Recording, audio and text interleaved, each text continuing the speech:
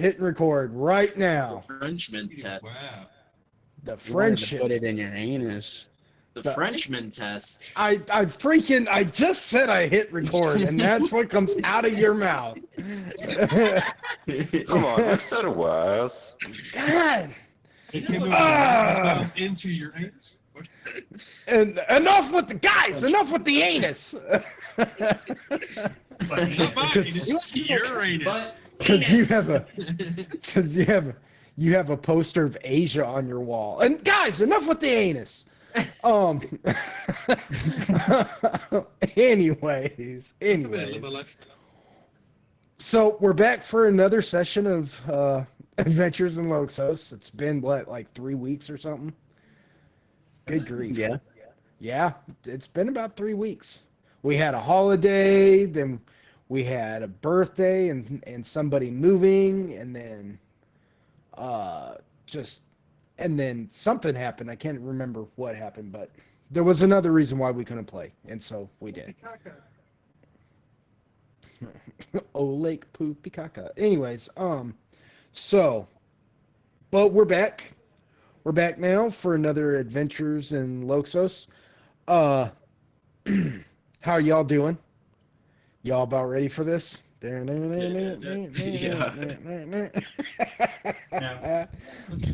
excited I'm going to leak out of my anus.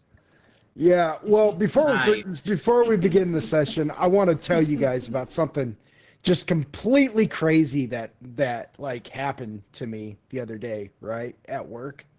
Is it about your anus? No, it's not about my anus. Damn. Oh, that is We're- crazy.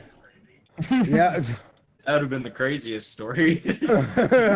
Like, so there I am, barbecue sauce all over my anus. No, Nice.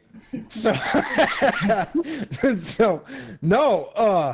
so you guys know I do maintenance for a living, and I actually got the weirdest phone call to come and handle. There was a raccoon up on the third floor of the apartment buildings that I work at, and this raccoon was just hanging out like with all the people. Like, people were coming in and out of their apartments, and he was just chilling on the railing, just like looking at everybody as they come in and out of their apartments. And they didn't tell me what they needed me to come over there and do. They were just like, come over here to building such and such, come check it out. I don't want to give too much information away, but they're like, come check it out. So I came over there thinking, okay, what am I going to have to mess with? What is so bad? And I get up there, and there's just this raccoon, but he's not just like perched on the railing. He's pressed up against the wall with his face like looking up, and he's just laying flat against the wall, just hanging out, and every once in a while just looking at everybody. And I told the girl, I was like, I don't think I'm the one you need. You know, I think you need a like animal control or something. And they're like, you can't do nothing about him. And I was like, well, he's not hurting anybody. But I tried to get him off the railing, and he climbed out onto the wall. Now this is just a straight drop too, like just, you know, no decline to it, no kind of bend, nothing. It's just a straight drop. He climbs out onto the wall and then climbs all the way down. And I was The straight wall.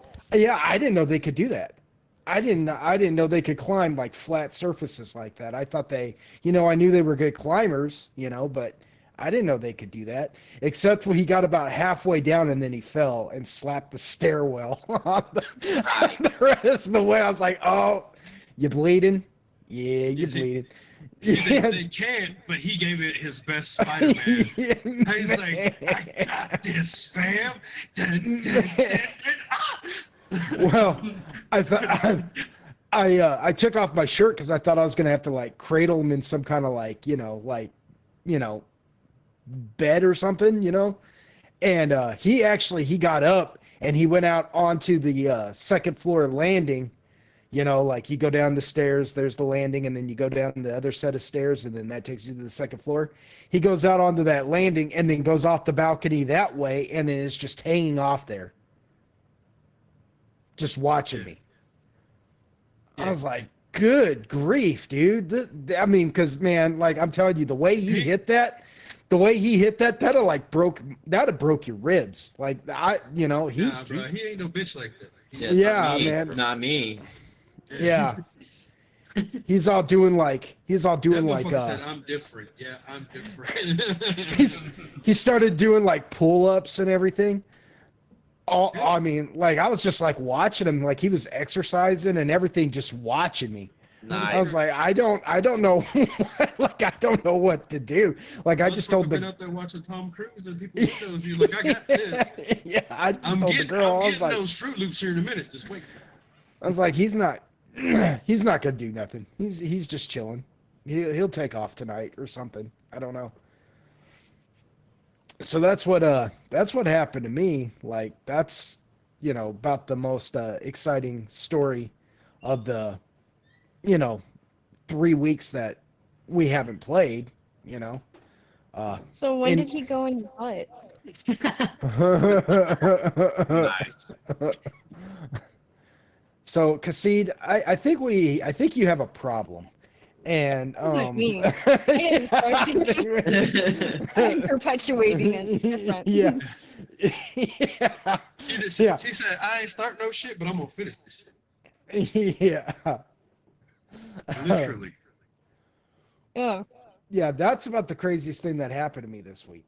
Like, I don't know what, like, I feel like, you ever seen that episode of Always Sunny in Philadelphia, where Frank, like, meets the rabbit's eyes and they just lock and he feels like the rabbit stole his soul Stole my or soul, something. Deidre. Yeah. Yeah, she's like, I'm gonna eat you. Like, I felt like I had a moment with that raccoon like that. Like, when he slapped them stairs, he looked right up at me like, this is your fault. If you had just left me alone, this wouldn't have happened. And I was like, oh, he's dying. And nah. He's not I wrong. I gave him an apple. Yes. Yeah, I gave him an apple. He chilled. I mean, like, I left him an apple, and I came back a little while later, and that apple was gone, and he was like, back up onto the railing, just sleeping. Made And the I'm right like, choice. yeah. I'm looking at this, like, 3/4 of the way, like, gone apple. Like, he ate the core and everything. And I, like, went to clean it up, and he, like, opened, like, one eye and looked at me. Like, He's don't like, why touch you messing that. my shit? Yeah, don't touch that. And I was like, oh, Yeah, my bad, dude. And I just left him alone.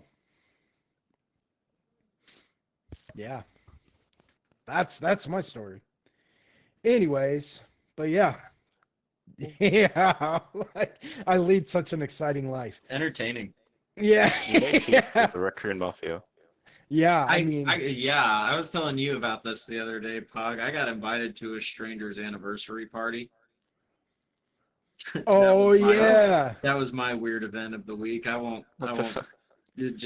That's pretty much the whole of the story too. I just stopped to talk to him for a second because I noticed some weird stuff scratched into the sidewalk, and he was like, "Huh, that is weird." Well, I'm having an anniversary party at the old where the old Pizza Hut was. If you want to come, I was like, right on, man. I might come. I might just do it. Fuck it. That sounds fun. You got me. Yeah. He was like, what did he say? He's like, we're gonna have beer and cornhole. He was like, I bought a keg. It'll be free beer for everybody. He's like, we're doing bobbing for ducks, and on the bottom of the ducks, there's like a number, and that number is how many shots you got to take. And he was like, and we got cornhole and beer pong. And I was like, cool, man. I might actually show up to that. That sounds like fun. You're speaking to my liver, and I don't like it. Yeah. Right. Oh. So I don't know if you all have noticed the Discord, but Kasid has decided to do some research on how many raccoons can fit up a person's rectum. According to Reddit, at least 2 fully grown yes. raccoons. R/shower thoughts. I'm glad there's people out there You know doing what? You know, the proper site. why do you know where to go to find this? Is the first question. Oh, Why haven't you? Google.com. No. It'll send you to other places first before Reddit. I promise you. It's okay. You'll catch up with the times eventually. No. It'll send you to other places. It's not Reddit. In fact, they'll show you. They will show you. That's where it sends you first. Take it from a pro. That is my first. You have to ask it as a question, as opposed to stating it. Oh. An ass. Well, I stated it. Oh, Yeah, well, I don't just you smashed dare it. contradict me. I just put raccoons in ass. Question How mark. dare you have the I typed- audacity? I typed in raccoons can fit an anus, but no question mark. But she wrote it Oh like wow, guys, that's even worse. No question mark, and you got that? Yours has She- like safe search on or some shit. She presented it like a statement, not a question, and they were like, Yeah. correct. The AI says no Yeah. raccoons can't fit in the human anus. Yeah. Like, I trust that. Yeah, it's because the AI doesn't want you trying it. This is why AI is I'm not flawed. gonna be held It doesn't liable know for about this. the What the hell? raccoon anus conundrums. Yeah, Fucking funny. no, I like. Look, I grew up with the generation in your that ass, with law and order. YouTube. All right, I want the AI to tell me all the dangerous things. Speaking of anus, how was your birthday there, Tempest? What? I don't know. What the fuck? Hell, It was the only. No, where the hell does this correlation come in? Are It you was okay? the only. It was the only segue I had. It was either that or raccoons and anus, and I didn't Being figure you'd nice? appreciate the raccoon part. So I was just like, Speaking of anus, we just had a birthday. necessary. Yeah, we just had a birthday. Good, I guess. I guess Hopefully no he's raccoons. upset. He didn't get a raccoon. He's like, this whole raccoon bit's starting to. I want a raccoon. Yeah. I mean, pet raccoon got Why it. didn't somebody give me? Yeah, somebody didn't give me a raccoon for my birthday. I'm kind of mad. Yes, that's exactly it. Changing Mindoc's name to Raccoon. You're right. I should have gone with the I should have gone with the raccoon. I should have gone with the raccoon as the segue. Should have been like, speaking of raccoons. All right. Checks Well, anybody else got any crazy stories before we get started? Really? I don't even remember what I none did for right yesterday. now. None for right. Well, I mean, Mind Doc, you basically have like you're from morning to night is an interesting story. I mean, you get up, you have to go outside, kill like a There you prehistoric go. animal. Yeah, kill a prehistoric animal to get your breakfast. That then is what we call inside. I approve. You gotta ride the brontosaurus to work. Wait, no, that's the Flintstones, isn't it? I'm thinking of the Flintstones. Nearly that. You're in the ballpark. Yeah. It's a marsupial, but Any good dingoes lately? Oh, That's no, when he has they're there. running in the wheel to run his internet. They don't come Yeah. to spider territory. Oh. Bro, you live in Stay spider away. territory? Stay away from No. that. I mean, I guess all of Australia. Fucking facts. Have you seen it? Have you seen that? Like the spiders glaze the entire like ground like a donut. It's crazy. Oh, that's They, only like- some places, but yeah, I've seen that. It's fucking. Lazy. yeah, they. Well, I mean, they- we have that here as well. It's just not Like, as common. yeah. not like that. Yeah. Those, what are those? They call them like the parachute spiders or whatever, where they just like throw their Oh webs yeah. up. Yeah, fuck you, this tree's mine now. Yeah. It's it's crazy. You just see all this shit just like dangling from a tree. Like we have a bunch of spiders at work, and they already do that to like the buggies. So like when you go to get in Oh, one, like there's just spider webs, and like it's the middle of the night, so I don't fucking see it. It's like, oh god damn it. Well, to be fair, there's not much difference between where you're located right now and the entire continent of Australia. You're not wrong. There's really not. Like if it moves, it's trying to kill you most of the time there. You know what I mean? I But don't know. We get along with the skunks pretty well now. They just kind of hang out. We drive by, they look at us, we look at them, we both go our separate ways. They don't even raise their tails. They're just like, ah, these fuckers. that's, nice. that's the interaction. They just look at us. We kind of look at them, and it's like, ah, okay. You go there, I go here. Okay, cool, cool, cool. well, all right, cool. Let's get started. Let's get Yeah. started. Now that we're Spends done how long talking about anus and stuff. our forest We animals talked about and butts and penis and vagina. and all of that. Um all right, so Just got to get our let's- classic shadow banning out of the way. yeah. Oh, Let's- which reminds let's- me, did you Uh-huh. see the? I think I put it in media a while back. If I didn't, I need to find it. I know I I'll have it. slip an extra shrimp on the bobby. Hey, that's Crocodile Shrimp on the Dundee right bobby. there. So, well, let's get the introductions out of the way so everybody can Yeah, go for it. I So gotta find so this. the lovely Yeah, audience at home can get to know the players if them old school gamers if if this is new for them. Uh Welcome to Adventures in Loxos. Let's do these introductions here. Welcome to the Start- debauchery. Yeah. Yeah, no kidding. Starting from the top, we have AGTX, the Dragons.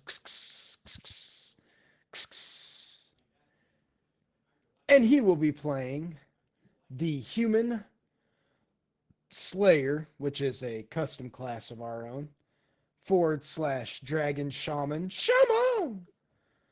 / Totem of the Dead Dragon God Fenrir, the Red Dead Dragon God Fenrir. He contains the spirit, if you will, the essence. And Uquill, what could be said about Uquill? He's the resident tank. He's not a magician, but he casts punch a lot. Yeah, he's really good at that. Yeah. He's the chosen one of an entire draconic species known as the Dragoon. Think the Muad'Dib from Dune, if you will, a self-fulfilling prophecy. They claim that there's a chosen one coming, and then they just took one look at him and they said, "Well, you'll do." And so here he is, the chosen one of the Dragoon, which the Dragoon are like dragonkin or dragonborn, only they're not chromatic. They're kind of combined colors and they're thinner. That's I've deemed what I just dropped into the media chat. That version is Uquill's new like battle music. I guess is the best way to put it. Oh, and apparently Uquill's got battle music now, which I can't play at the time, and I don't know. Well, that one you can. Pretty sure that's safe. Well, I mean, yeah, but maybe I'll splice it in. See,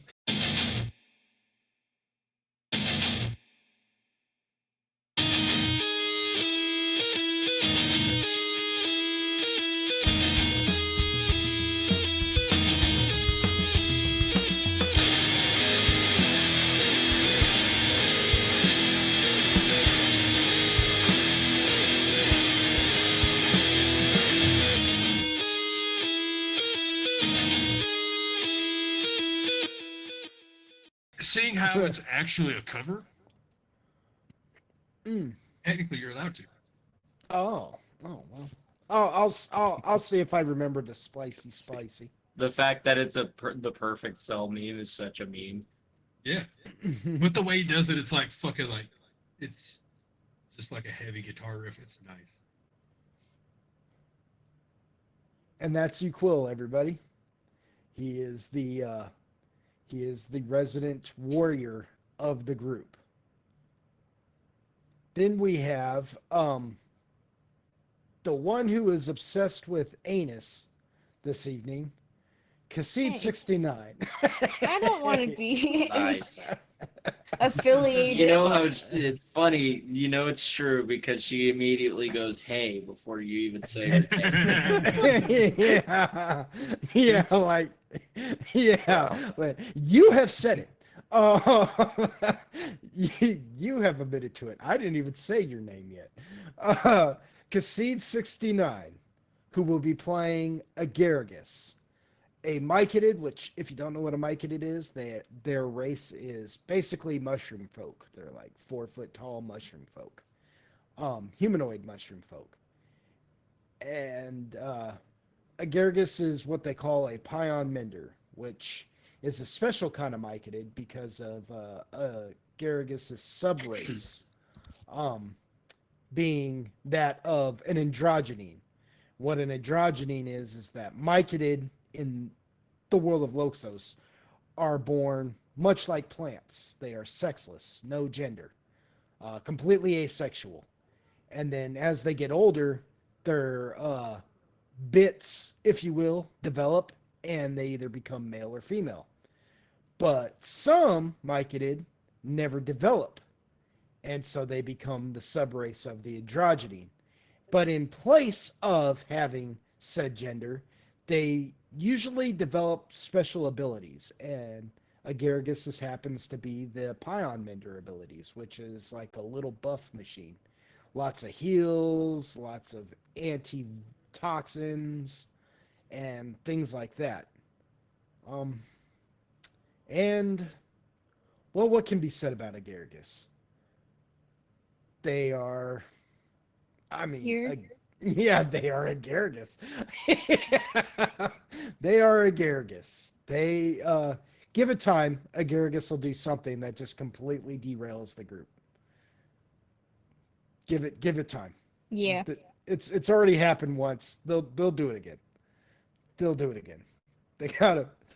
Um, Agaragis is currently working on becoming the elder of the Pion Menders right now, which is the highest rank that any of the Pion Menders or any of the androgyne, different kinds of androgyne, because there's different kinds. Each kind of androgyne has what they call an elder, and Agaragis has recently been promoted to being the elder of the Pion Menders. So that's something that's probably on Agaragis's mind from from time to time. Anyways, I imagine that kind of responsibility. Um, Yeah, sometimes. yeah, sometimes When it maybe comes a to little, mine. maybe a little bit. Uh, but yeah, that's Agaragis. What am I doing? Oh, then we have Icy Hot underscore 2305. And he will be playing the one and only Zoltan Heisenberg. He is a half drow, half human, which drows are subterranean elves.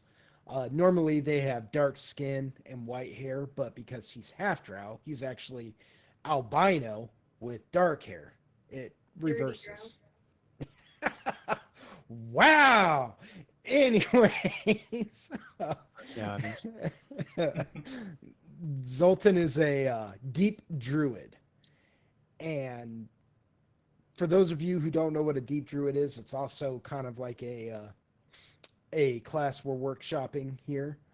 Um, Deep druids don't get their abilities from typical places of regular druids. You know, they're in touch with nature, but it's a different kind of nature. They don't get their natural abilities from like trees. and grass and blue skies and rainbows. They get them from the subterranean places because, like I said, drow are subterranean. Get them from caves and mountains, rock and stone and dirt, must and swamp. The cockles. Mhm. He said the thing. The cockles.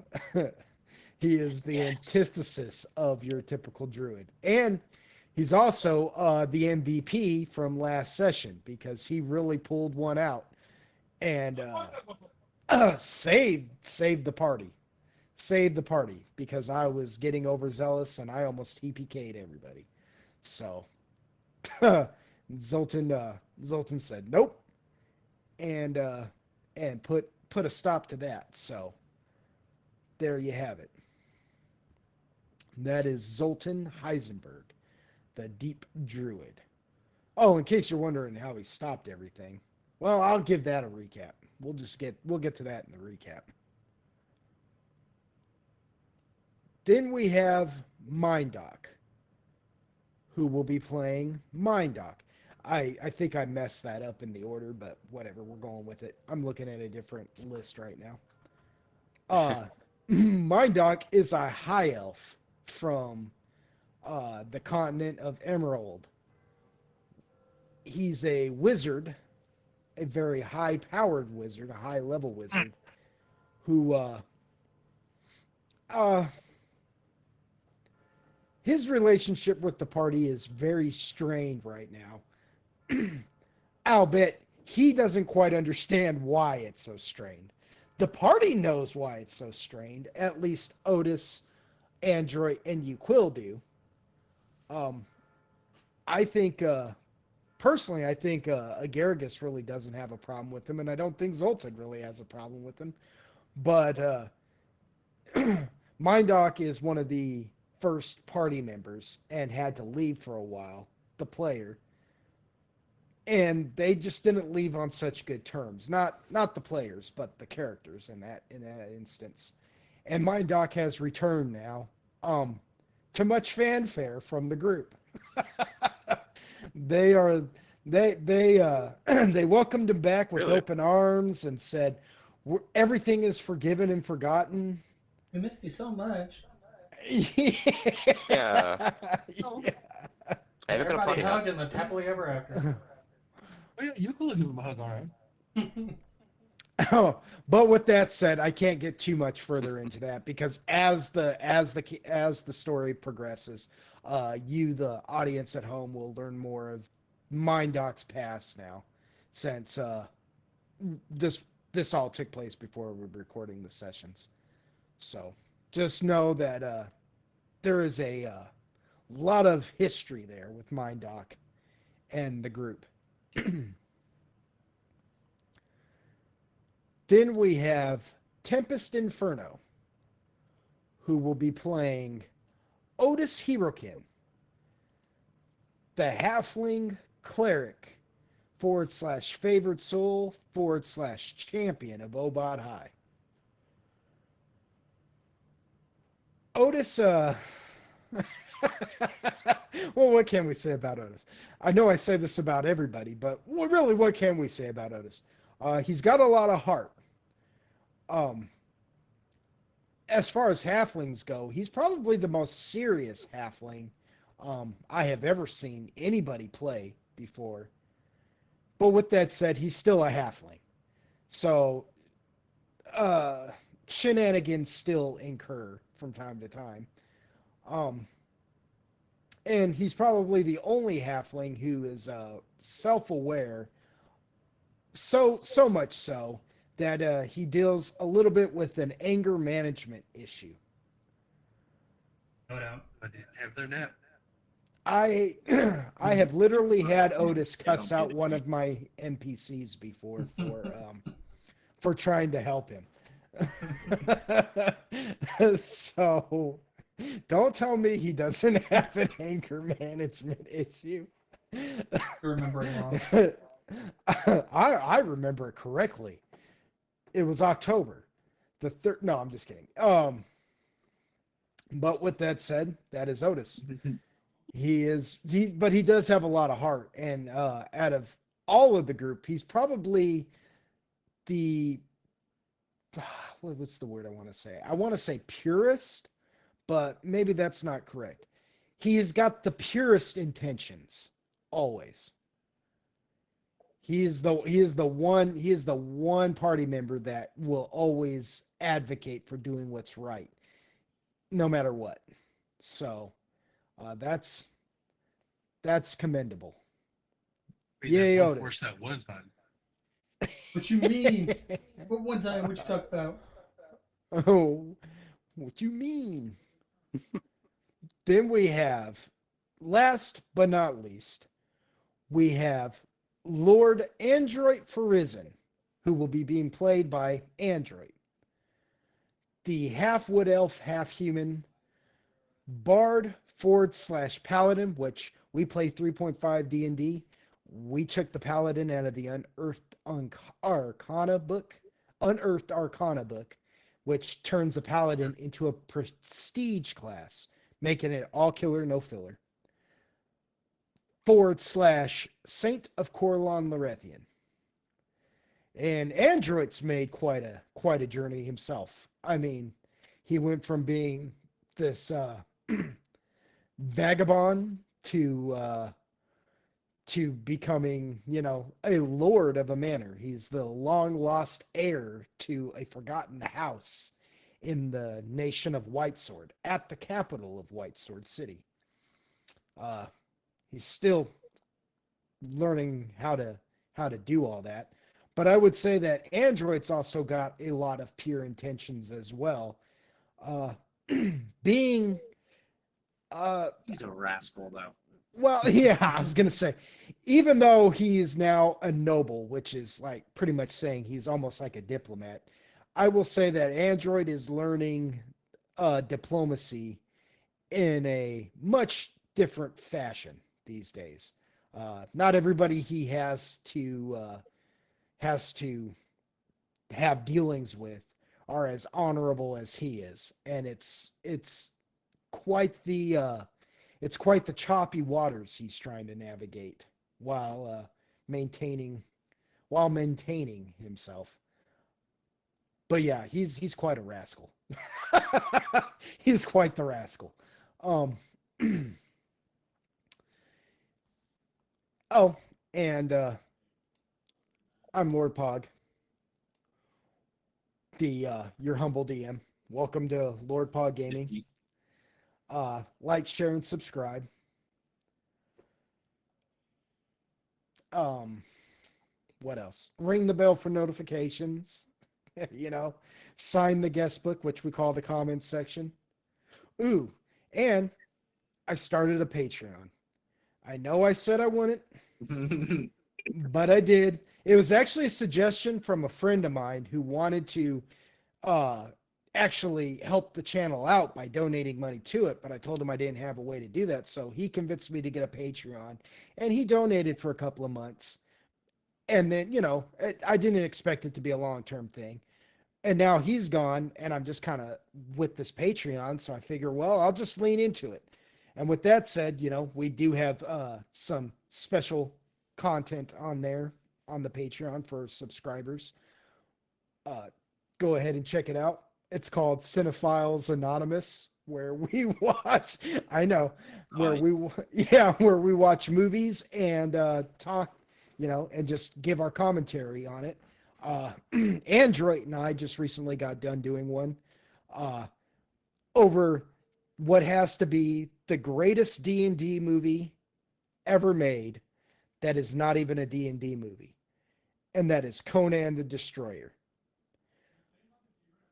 All Wizards and Hasbro have to do is watch that movie one time, and they'll make a good D&D movie. I know the last one wasn't terrible, but it's like child's play compared to Conan the Destroyer. But anyways, yeah. So if that interests any of you Golden Wonders at home, go ahead and check it out on the Patreon, and I'll leave a link for that in the description below. And yeah, with all that said, guys, What do y'all think? Y'all about ready to play some D&D for Yeah, a change? 1 hour in. Yeah, 1 hour in. Yeah, I know, right? I know. Huh. Here we We go. always do this. We always do. Doodly, doodly, doodly, doodly.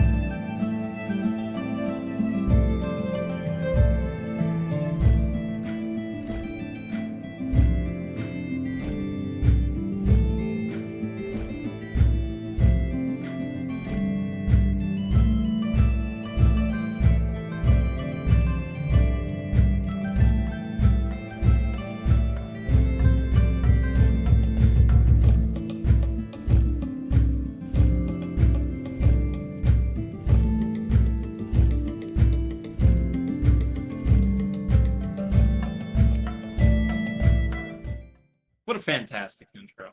Wait, do it again. I wasn't paying Fantastic. attention. Nice. Doodly, doodly. No, okay. Run it through a second time.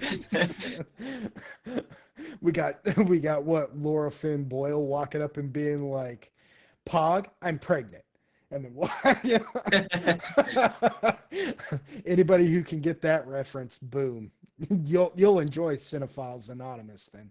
Um but anyways, so quick recap. Last session you guys met a Shinigami, a legendary Shinigami working for Toldoth by the name of King, or who they call King.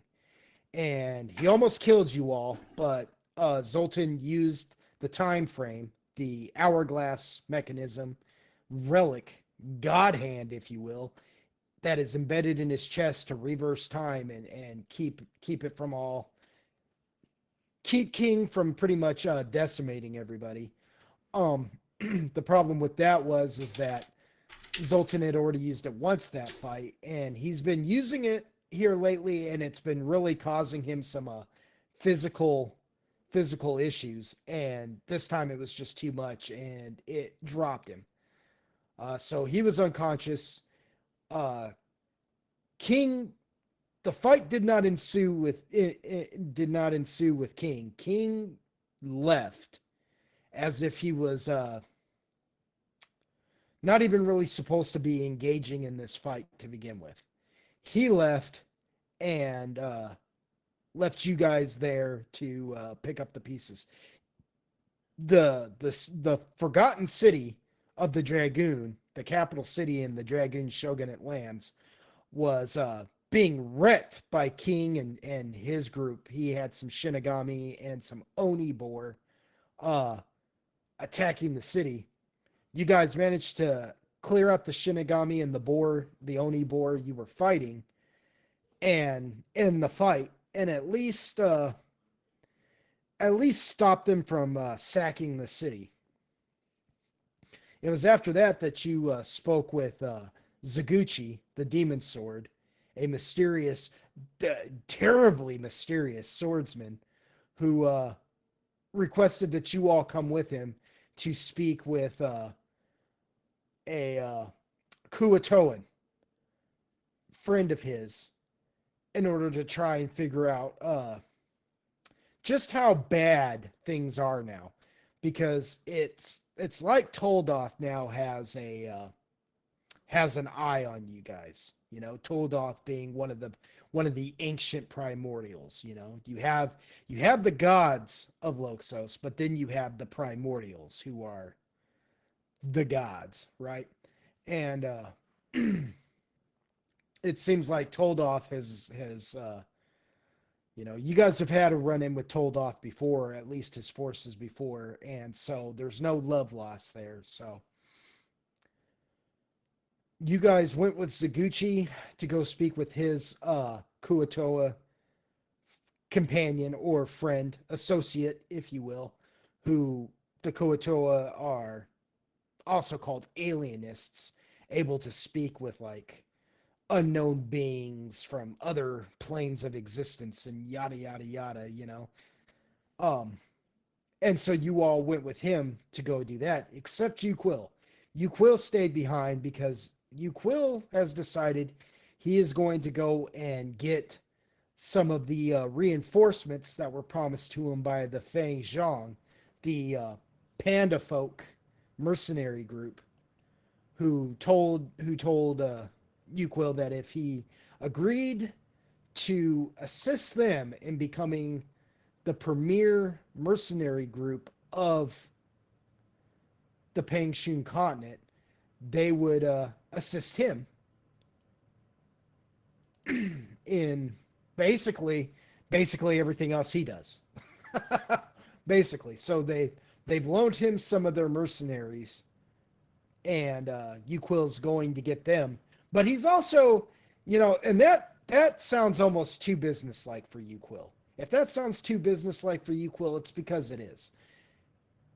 He is going to go get those mercenaries, sure. He is going to go handle business, but he's also keeping an eye out for Zanye, a monk woman who Uquill has taken a shine to, who oddly enough he's been searching for this entire time, like since this whole fiasco began with the inauguration, the the party afterwards, the sudden attack on the city. Uquill has been like, yeah, but where is Zanye? Like, I'm still looking for her. So the group has split up once again, with Uquill going his way with Yucca, Agaragis, and Crow, Mindoc's familiar, who has oddly enough decided that what is it? Agaragus's mushroom cap head is the perfect place to perch 90% of the time. So Crow is going, and because Agaragus has become kind of like a, well, if you've ever seen Mad Max Beyond the Thunderdome and you know the Master Blaster, the character, that is basically Uquill and Agaragus at this point. I always thought of like that old book, Freak the Mighty. Did you ever read that? No, I sure have not. Oh, I sure well, have not. Oh, is that the one Everyone about the bully? Is that the one about the bully? I don't know how to describe it using sensitive terms. Let me think for a second. Then There's a it's not kid what that's I'm. kind of like, his legs don't work very good, Mhm. and there's a kid that's like really, really freaking large, and they become really good friends. I forget most of the plot, but it becomes this thing where he ends up carrying the kid around on his shoulders all of the time, you know? So they're like one great big, you know? Like a construct. Yeah. Because he's really, really smart, you know? The cripple kid is really, really smart, and the really big kid is kind of dumb. So it's kind of Mhm. like, you be my legs, I'll be your brain. Oh, cool. Yeah. Ideal. Okay. Yeah. It's kind of like that with the Garrigus and I Uquill. mean, in a sense, it's less like that, but Yeah, it's less like I don't know that Agaricus you is do a nothing. brain for you, Quill. Well, But Agaricus is a type No. of brain. Like, Is a type buffed. of brain. Yeah. It's something. Agaricus has a vibe for sure. Yeah, again, I'm not sure if that's the correct term, but yeah, it's something. Agaricus casts vibe. Sure. Could as a combined team, could we just call them the Eucharist? Like Uquill and Agaricus? The Eucharist? Huh? Mm. Huh? I'm gonna need you to Okay. simmer down. That one Stop it. sounds borderline at best. Anyways, I like it. yeah, I thought it was good, but whatever, you know. If you don't know what the Eucharist is, Google that later. We So pay you to think. So You know what? I have been saying that for so long now to about myself. I Yeah. don't get paid to think. Exactly. That's number one use sentence at work. it's usually my excuse. I don't get paid to think. Hey, why are you asking me? I don't get paid to think. Um, so that's where we're picking up, though. We got Uquil headed to go get his Fang Zhang mercenaries and hopefully bump into Zhang Ye. And we've got the rest of the group, or with Agaragis and Yucca and Crow. And then we got the rest of the group headed off to with Zaguchi to speak with this Kuatoan friend. Um,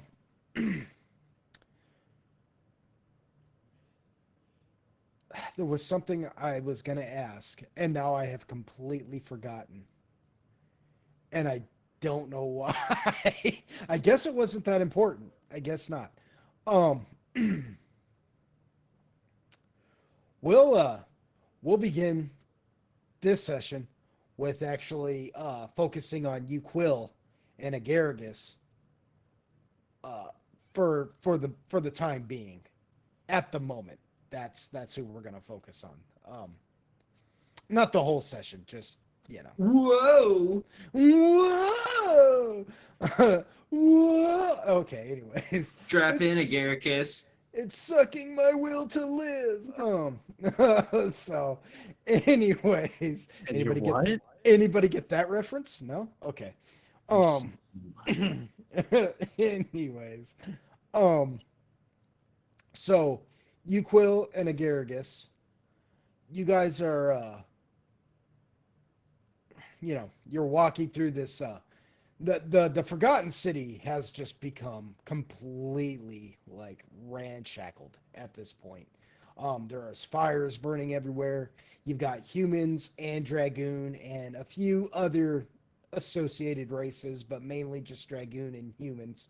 Now that the Jingzhou is over, there isn't a wide diversity of other races now, just hanging out.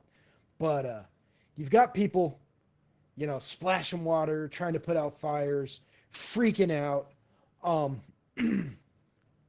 at one point, uh, a group of uh, Dragoon guard actually come across you all, and they draw their weapons at first until they recognize you, Uquil.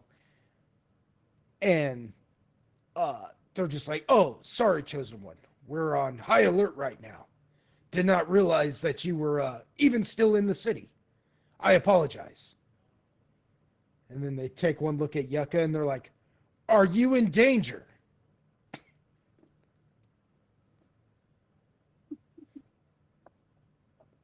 They're saying that to me or Yucca? They're saying that to you. They took a look at Yucca and then asked you, "Are you in danger right now?" I look at them puzzled like, motherfucker, when does it look like I'll ever be in danger? What the fuck is wrong with you?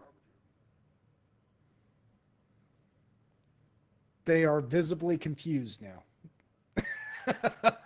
And they're like, Yeah. Bitch, look. I am the danger. Fuck you mean? like I'm sorry. You just had this massive beast with you that I apologize, Chosen One, for my insolence. And he bows very deeply. Like I said, Yuko just looks at Yucca and is like, massive. This little motherfucker. Just Yucca pointing at kinda, him like, yeah. he's like side-eyeing you right now. Like, there's no need for any of that. They're like, I was like, he couldn't hurt much. He kind of looks at Yucca like, he might. The fucking goat might eat everything, but we're not going to talk about that. the guard are just still just kind of confused, and they're like, "Well, I apologize to you, Chosen One, but there are other things in the city that require our attention. There are still small bands of Shinigami and Onibor that need to be handled.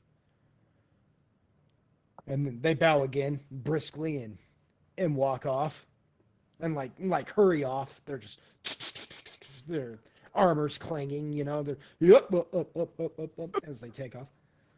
Um, yeah, because like you don't think that everybody got attacked, do you? You don't think the Bunzai are attacked, do you? Uh, eh, I can't say no definitively. But what about the Cottontails? I'm sure they're okay, aligned ish, possibly, maybe. Yucca just kind of grunts. He's like, grinds his teeth. He's like, if anything hurt Choo Choo, I'll kill it. Twice. Alrighty then.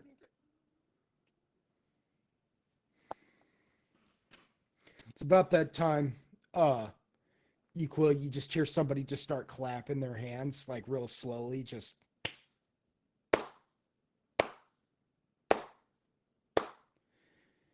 And out of the shadows steps a human male who is clearly not from the continent of Pangshun. He holds no style to it at all. In fact, somewhat of his style kind of reminds you of the bards of your homeland of Andes Dulai on the continent of Vorkamina.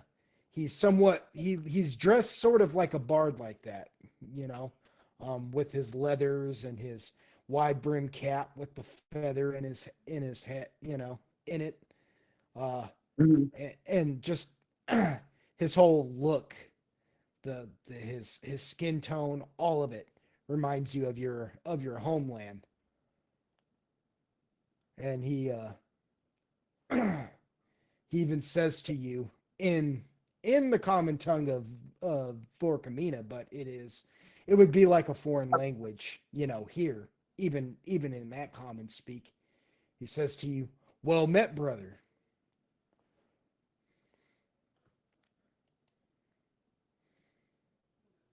What's up? Says, "You are the only one I haven't gotten to meet yet. I met the rest of your group, but apparently you were busy participating in the Jingzhou." Uh-huh. I tend to stay that way, evidently. Busy? Is Relatively. that what you mean? Oh. Oh. Well, it is fortuitous that we would run into each other. I'll bet I am a bit hurt that you and your group did not request our assistance even after I offered it to your leader, Android.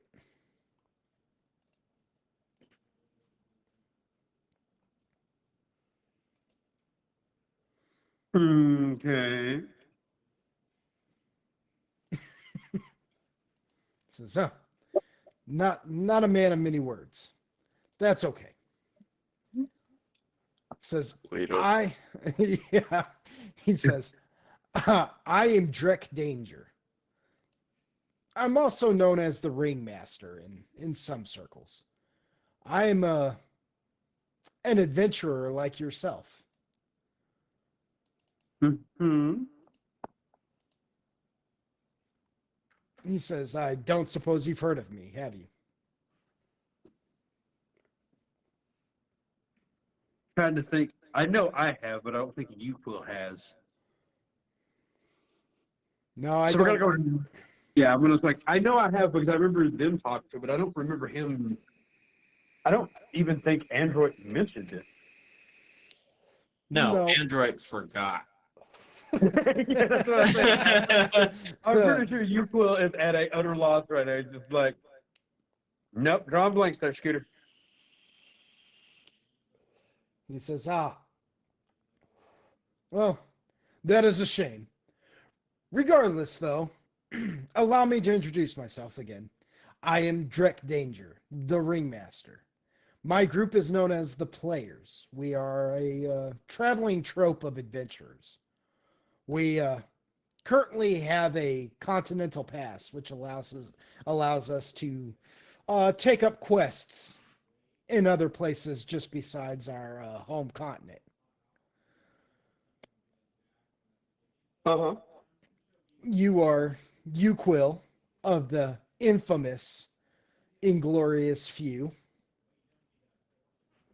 We know of you. You are the only adventurers that exist today that don't have to have a pass or any kind of certification saying that they're allowed to be adventurers. Yeah.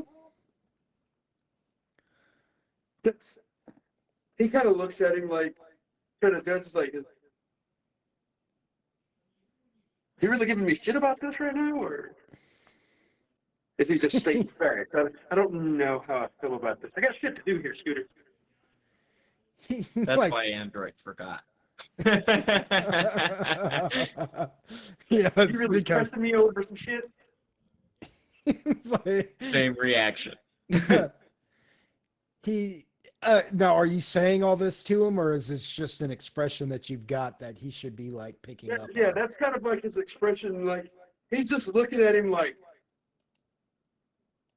"Does this mean anything?" You know, have to look on his face like, Like, what are you getting at with this? yeah, like motherfucker, what?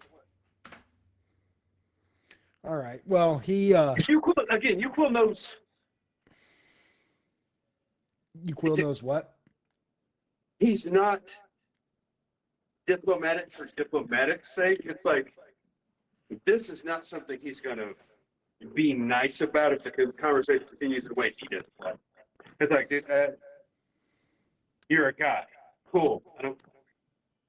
What's the fucking point? He he looks at you and reads your facial expression, and with that he just kind of laughs and goes, "Calm down, brother. We come from the same place. I too was once under the thumb of the damn fears. I understand the constant need for tension, but I'm not here to bother you. Not in the way you think.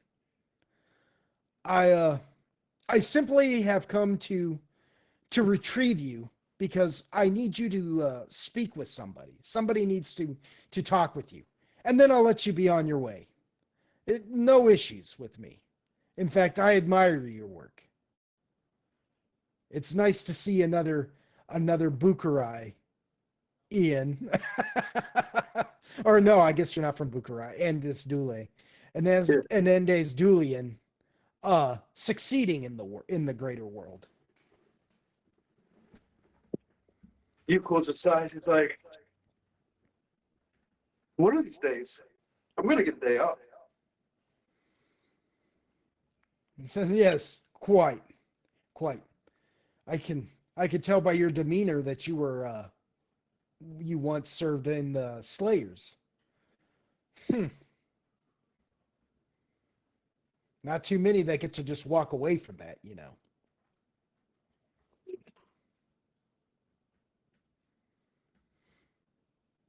Yeah. Well, shit happens. It says, "Well, regardless, I really do need you to come and talk with Water Lily. She's not too impressed with what has happened here in Pangshun, or Dragon Lily actually is her name. I need you to speak with Dragon Lily. She's not too impressed with what is taking place here in the Forgotten City, and she just needs a quick rundown. And I figure who better than the esteemed Uquill of the even more infamous Inglorious Few." Uquill rolls his eyes through his fucking head at that. So try and find who is this person we need? Do This- what? Who the fuck is this that needs this? Says, oh, it's the quest giver, Oh Jesus fucking Christ! Dragon Lily. She handles all the quests and greater going-ons that require people of, well, of our like nature on the continent of Pengshun. You don't know about the quest givers and any of that, do you? No, we typically answer to, people that actually run shit. But yeah, let's go play. He says, but they do. This is the Adventurers League, my friend. No us.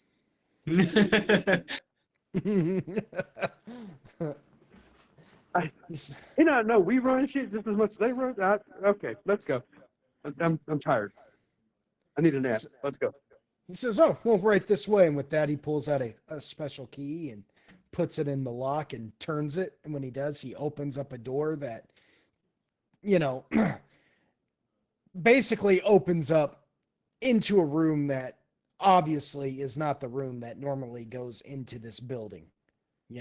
This building is the building that he's taking you into looks ramshackled and beat up from what's going on. A few small fires are still like burning on it and whatnot. And yet he takes you into a room that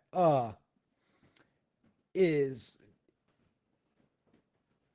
the flooring is so polished that it looks like you are literally standing on water with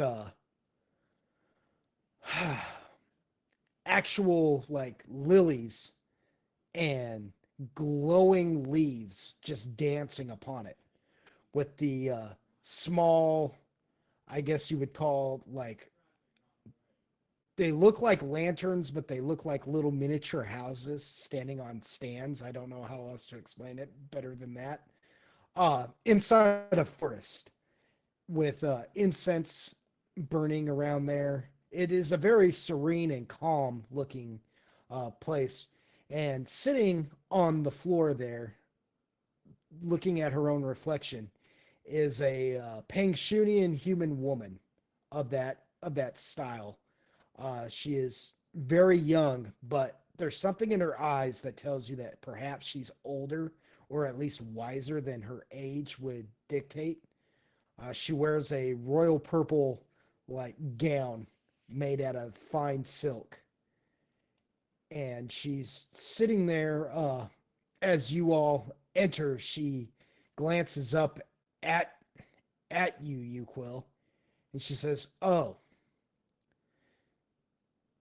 Drek, you brought him. Very good." She looks at you, Quill, and she says, "So, which one are you?" Here's another one that Quill's gonna go after. I found out recently that Quill has a son and wife. He has a son and a harem. You don't This worry one- about that. This one's going back to the farm as well. Yeah. Uquill is doing his best Ash Ketchum. He's gonna catch them all. He's gonna be the very best. Wild. Like no one ever was. Exactly. He's not just gonna be spoke about for his battle prowess. He's gonna shill out for that Fortnite battle pass. So anyway, she looks at you, Quill, and she says, "Which one of the inglorious few are you?" He literally looks at Yucca like,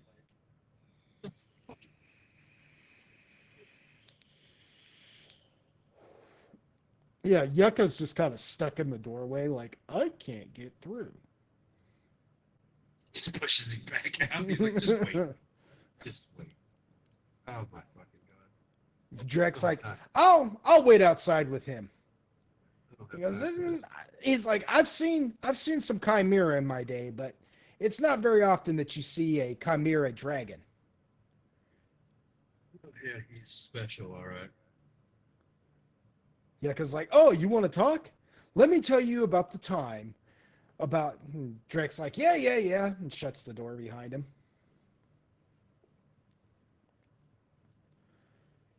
She says, so, again I ask, which one of these inglorious few are you? She says, you're not the halfling, and you're not the elven wizard. You're not the archer. She says, and no, you're not the bard either. So you must be you Quill. Very astute of And she looks over your shoulder at Agaragis and says, oh, and you're one of the new ones. The Mycadid, correct? you. Will looks at Agaragis and goes, oh, shit. Forgot you were there.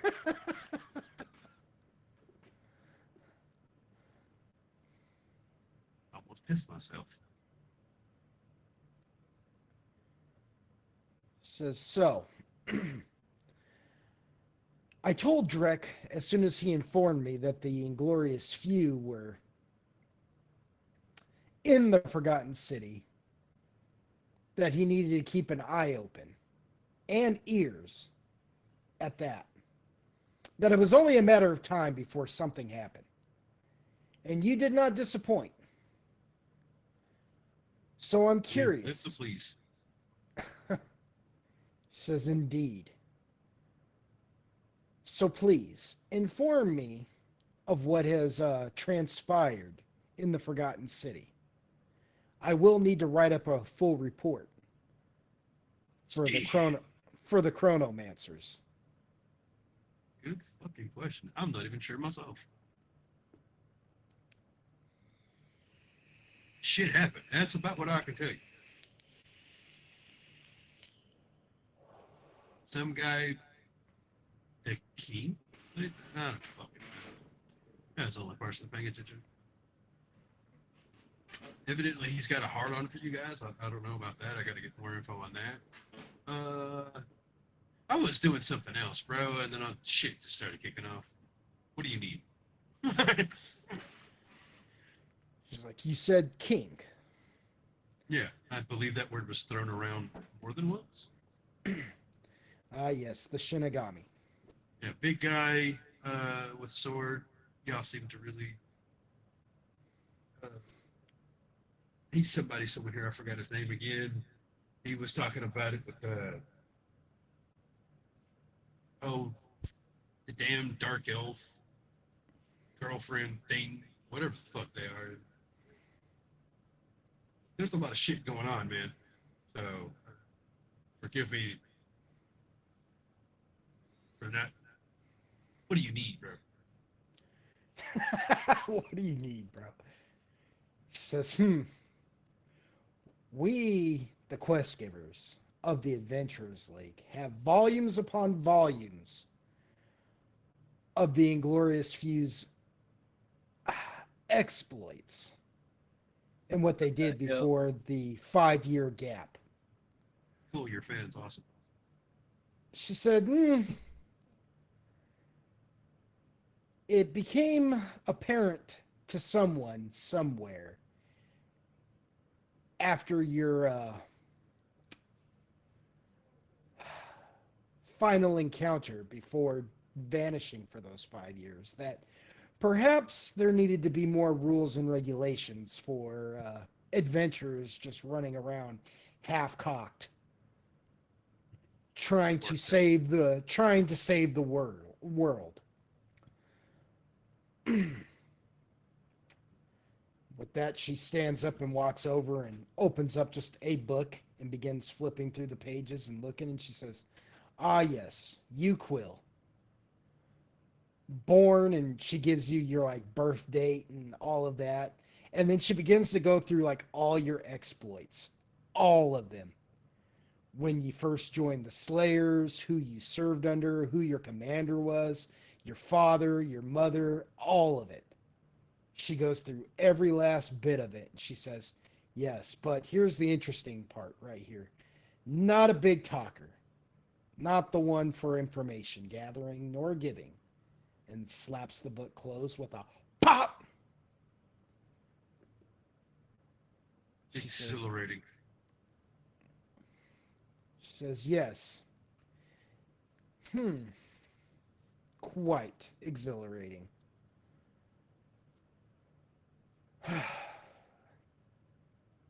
The king works for, Yeah, that one cocksucker. Yeah. he's under the employ of one of the primordials. I assume you know who they are. Unfortunately. Yes, according to our records, you have spoken with AO at least once. Yuko visibly shivers. She says, yes. Well, my boss, he makes it a habit of knowing these things. Personally, I, for one, have looked at the Inglorious Few's deeds, and somehow, even though you all make quite a glorious mess of it, you all somehow always manage to make good. So I'm not going to make a formal report to my superiors about this. What I want you to do is get with Drek, speak with him, and find out what he and the players can do to help you clean up this mess. And I'm going to let you go about your business and pretend like you weren't here and I didn't personally ensure that you didn't leave again until you got the proper documents to be out there doing what it is you're doing. But I will say this. Tell Android that he needs to answer his summons as soon as possible the next time you see him. Don't bother using your ring right now. It won't work here. That ring only functions within the framework of time. And you'll find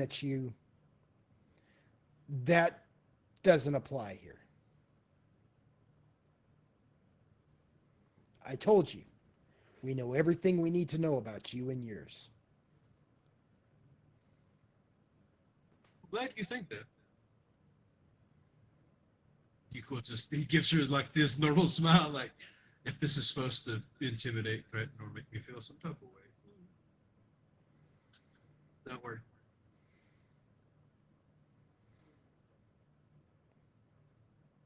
She says, okay, well,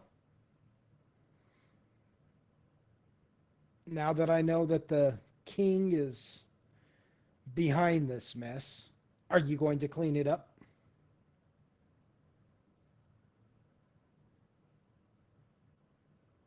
I mean, before y'all decided y'all needed to be in the way, yeah, sure. Thanks for your help. It's been appreciated. Hope you have a nice day. She says, I am loaning you some of my best adventurers. She says, I am offering you my help. It's not like I'm asking for a thank you. I just need a reassurance from you, one of the legendary adventurers that all the other adventurers have studied. I just need some assurance that you won't just ignore this issue. If Toldoff has an eye on you in the group again, I don't want to see the continent burn as a result. Perhaps you can understand my apprehension considering where it is you come from.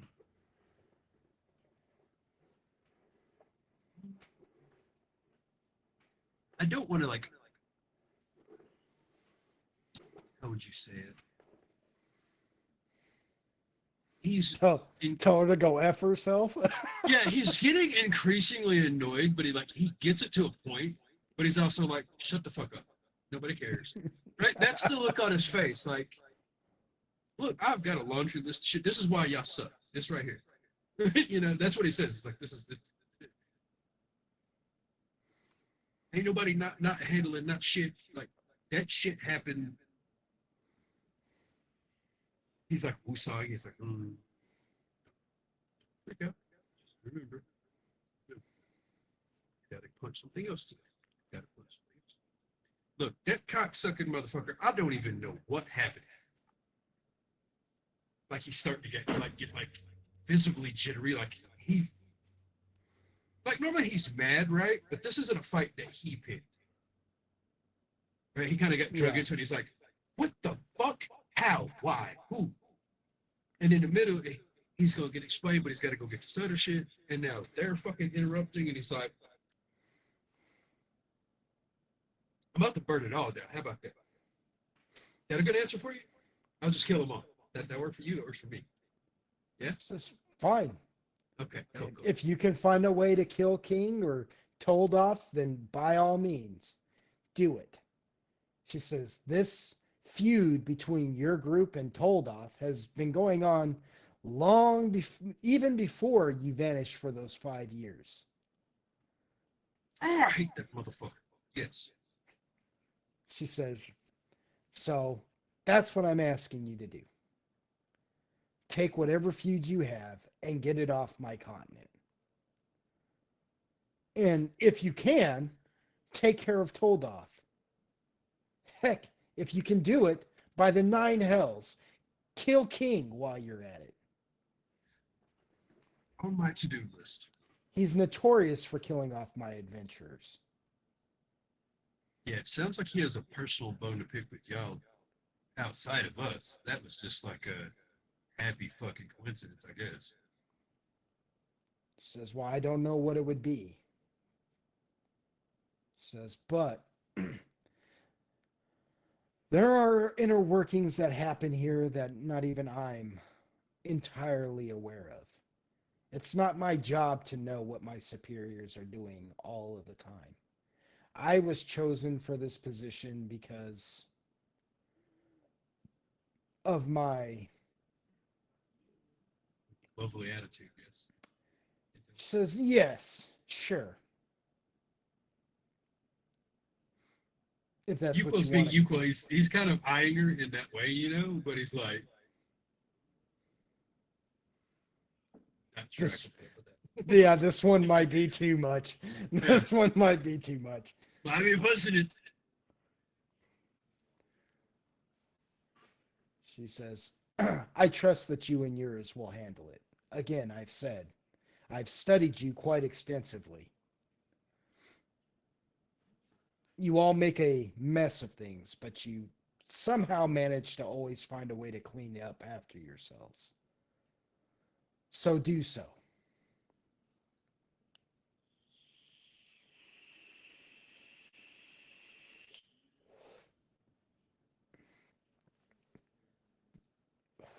Inform Drek what he can do to help you.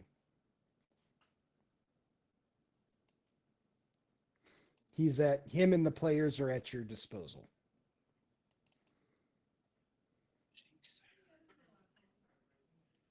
Next time, smile a little. I'll be a little less pissed off. He turns to leave. She just kind of snorts. It's not like a rude snort. It's kind of a laugh. That kind of got a chuckle out of her. Yeah. Yuko was like, you knew my weaknesses evidently, and just like throws up the deuces as he walks out. She says, indeed, I do. We'll talk soon. With that, he just walks out, meets homeboy. He's like, "Yay!" yeah, Drek's standing there talking with the yucca. He's like, really? A whole village and all its maidens, huh? Yucca's like, well, yes. When you're a mighty green dragon, simple mortals will grovel for your respect. They'll offer up their daughters in droves for your respect. Yeah, And Yuko just steps out. He's like, and I guess you're now part of the crew. How's it going, Mr. Danger? Drek just looks at you and says, "Oh, how was it with Dragon Lily?" She's just lovely. Says, "I know, huh? All business, that one." Low key want to fix that. Anyways, yeah. I guess we're stuck together for a little bit there, buddy. Says, "Well, I sent some of the players home because I really did believe that we were done here, but I do have Kiska still around to help out. You'd like her. She's from Andes Dulai as well. You'd like her, all right. Um, I also have Phoenix. He's still kicking around here somewhere. There's Ursula and Sadeko. So, um, you just tell me, and I'll hand out the orders to them, and we'll be on our way and see what we can do to kind of go behind and clear this up." Give me a second to think on that. It's like I've actually you caught me trying to go evidently get more recruits for things that I didn't know I needed them for already. Fuck. You can see like the I didn't sign up for this look on his face. But he's like, yeah, I gotta go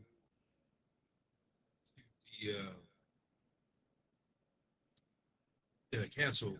I got some people waiting for me there. They gotta go meet. And I guess they're gonna work with me as well as I've gotta go and talk with the demon sword guy at his place. Evidently, there's just a laundry list of people that are happy with us today. So, "Well, I'll tell you what, friend." Drek says, "I'll tell you what, friend. Um, I'll just gather up me and mine and what I've got left, and we'll just go about killing whatever's left in the city that may be ransacking it." that sounds like a solid enough plan for me. Punch it into the face. Says, Then punch it again for me. says, "Very good. And if you ever happen to find yourselves within the realm again, as some call it, that's where the quest givers exist with their Adventurers League. I don't really understand it myself. It's like a pocket dimension that's not a pocket dimension. I don't. I wasn't born to get it, right? Yeah. But if you ever find yourself in the realm again, come look at our tent. We'll we'll do a special performance just for you and the inglorious few." I have a feeling we'll be visiting sooner than I want. He says, "Ah, it's not so bad," and he holds out his hand for a handshake. Equal just kind of chuckles. He's like, as long as you have this adequate amount of alcohol, I guess there won't be. He says, "Always." Touche. And he just shakes his hand. He says, "Good day and good luck. Try to keep your head on your shoulders there, buddy." Always.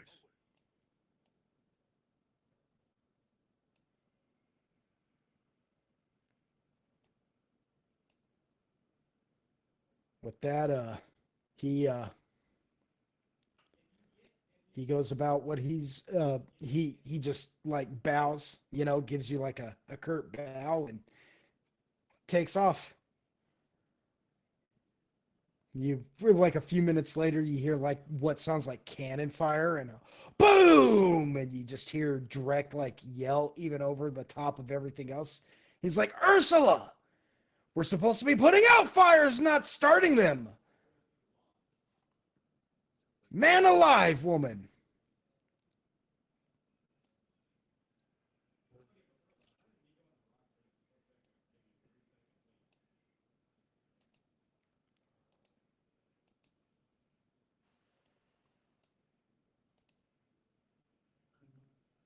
What was her dragon?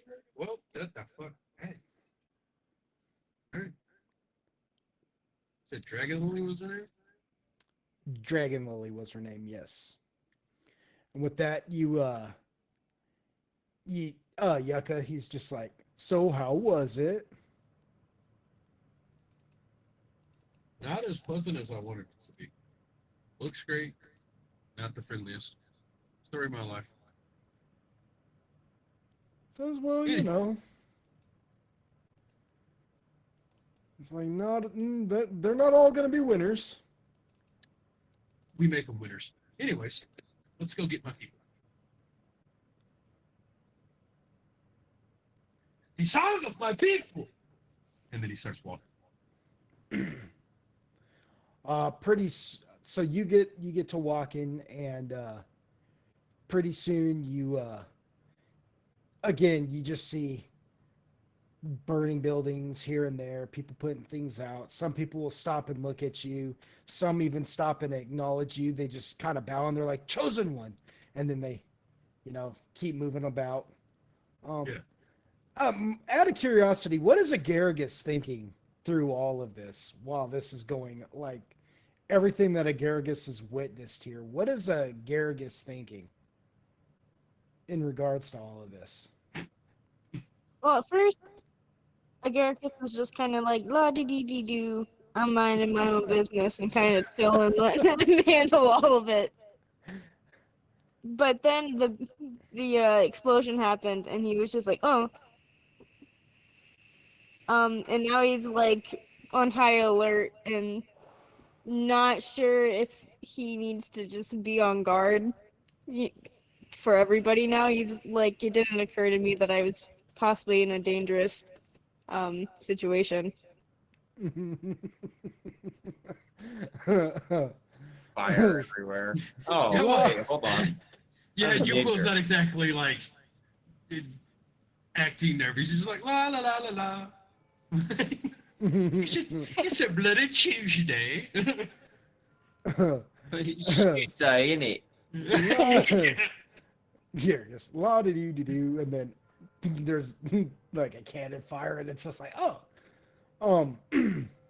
Yeah, makes Yuko get all excited, but they're nervous. It's a completely different.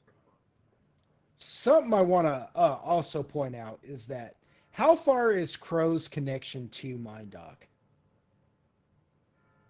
So, I believe it's quite without notable range.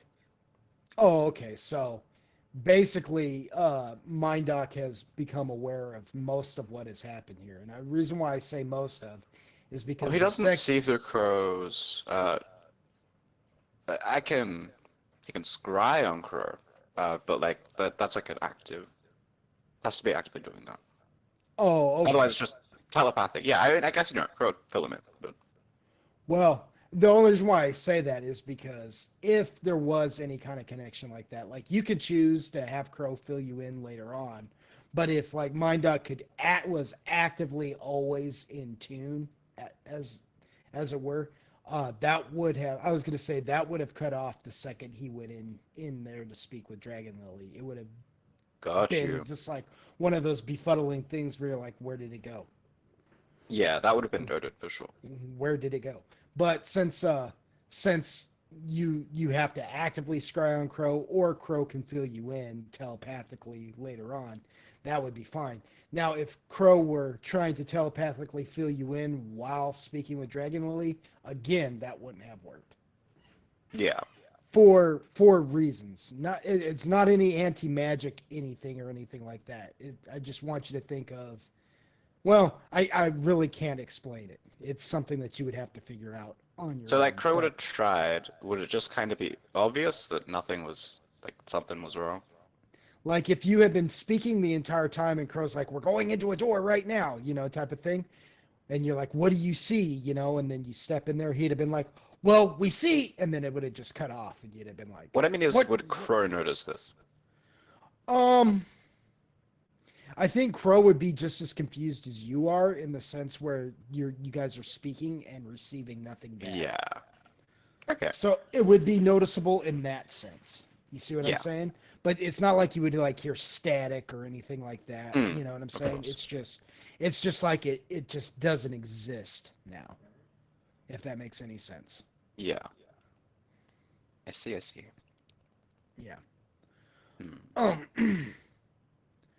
But after a time of traveling through the city, you, Quill, Agargus, and Crow, and Yucca, but I play Yucca, so I don't need to reaffirm with myself where Yucca is.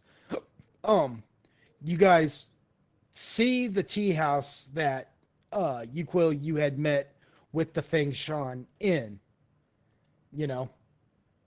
and surprisingly enough, it's actually in pretty good freaking condition. Better condition than it has any right to be. And mainly because there is a gaggle or more of freaking Feng Zhan out there, which I don't know what you would call a cluster of pandas. You know what I mean? What do you call a cluster of pandas? A suite or something? I don't know.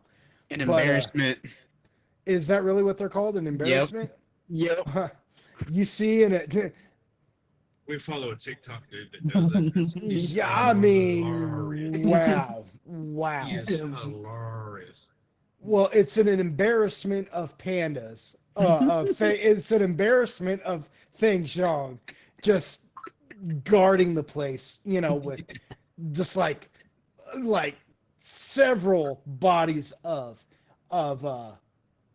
Shinigami just laying everywhere, and what looks like to be the remains of the Oni boar, but they explode when they die.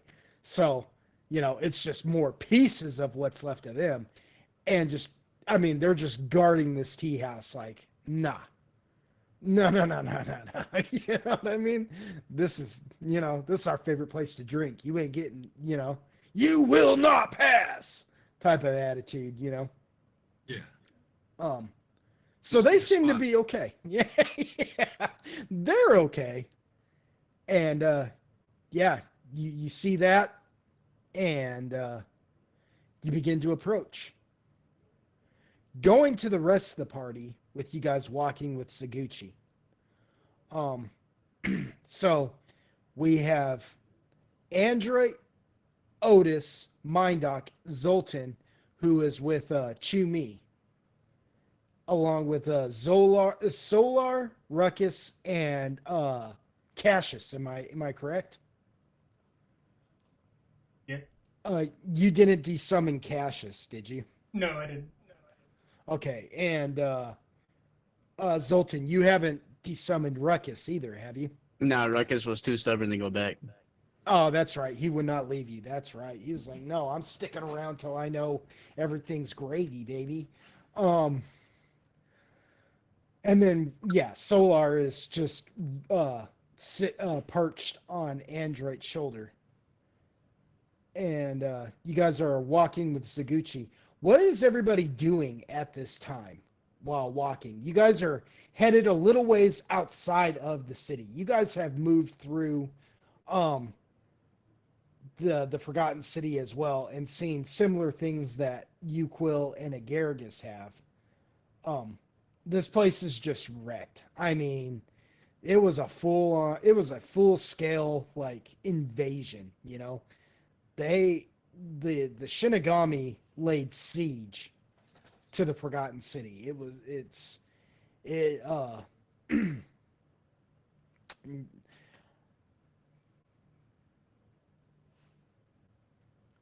How do I word this?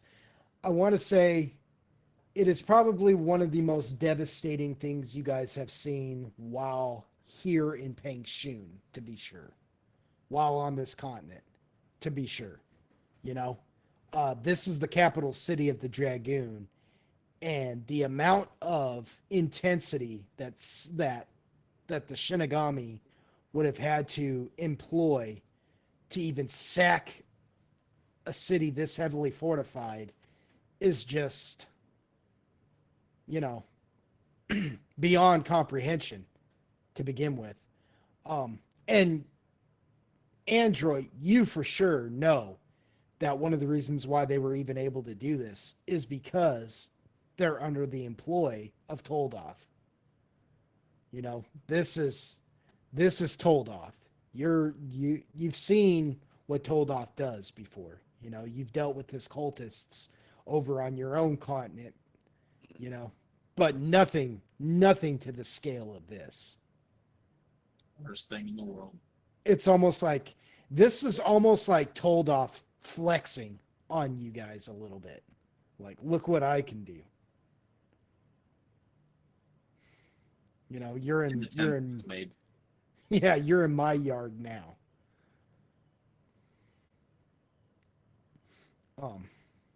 But yeah, what is everybody doing while making this trek?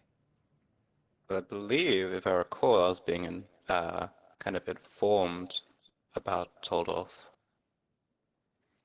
Oh yeah, you read that book, correct? Oh yeah. 'Cause And Android I was think like, Andrew said they were gonna catch me yeah, up. But yeah, I did read that book. I you were actually forgot about that talking book. Yeah, Mind Doc, you read that book, and one of the first things that you saw, you know, just to clarify on all of that, you know, you got all the information out of it, but there is one picture within that book. You know, the rest of it's all just writing, but there is at least one picture in that book, and that is it's a symbol. The symbol is it's a circle, but it's not a perfect circle. It's as if the circle has been broken up into three pieces and then segmented to look almost like a fan blade going around in a circle. And in the center of all of that is a singular, like, eldritch eye. And all around it is just complete chaos. It is, you know, without even being told, you know that this is the this is the holy symbol of Toldoth, and that it represents chaos. Mm. And then what you learn of Toldoth is that well, it's mainly speculation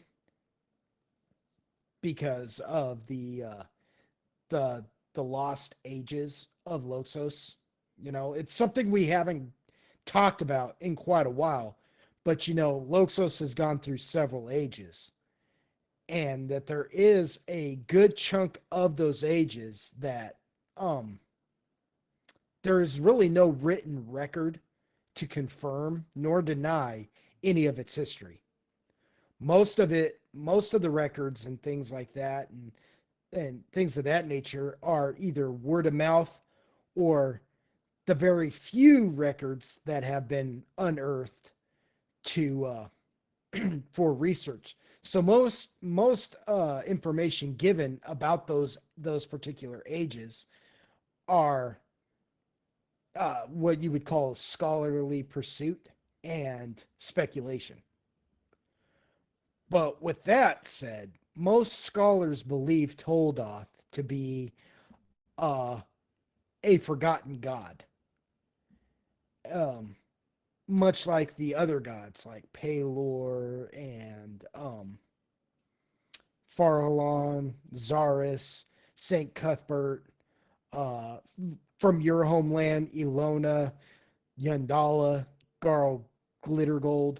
Those, you know, they believe him to be a god like them, only Right. forgotten. Like in those ages, like the age of creation, the age of the rift, the age of light and darkness, the the long lost ages, the lost ages. They believe that Toldoth was actually highly worshipped, that his worshippers spanned all of the land, but they most scholars believe that there is a strong chance that at one point in time all the continents were one, and they have deemed this term the continent of union. Union, though, they believe was scattered, smashed during the Age of the Rift, and as a result, created all the other continents, and that's why everything is separated now. But they believe that Toldoth's greatest time of worship was just before the Age of the Rift, and now he's a forgotten god. Not that he's gone or dead; they just think he's Yeah. a long lost god that most don't worship. Now, there's no information in here about Peng Shun, Mm. because if you can determine that because you know that if whoever wrote this information about Toldoth would mention the fact that Toldoth is actually openly worshipped here on the continent of Peng Shun, Yeah. They but don't there's reach him. but there's no information on that. There's nothing. But they say that he is, from what they understand about him, he is a trickster god. He is an Trickster god. Okay. yeah, he's a trickster. He's all seeing. They say that nothing escapes Toldoth's sight, so that he may come and play with the mortals. They, he treats creation like it's his little playground. Hmm. That he's there are some Bitch. there are some legends that describe him as being benevolent, but most of them say he's actually very malevolent. That most of the games he plays, he's playing with a sinister intent Let me of see. of malice. And then there's, and it's just that sort of stuff, the different stories and the different things like that. Nothing extremely tangible, you know what I mean? It's almost like reading Aesop's fables. Eventually, it kind of starts to feel sort of like that, like you're just reading a bunch of fairy tales based upon Right. this. But there is a footnote at the very back, uh, written by one Killian Lucchese, that says, "This is all horse apples." He says they don't know who the real Toldoth is. He says Toldoth, he's he's all around.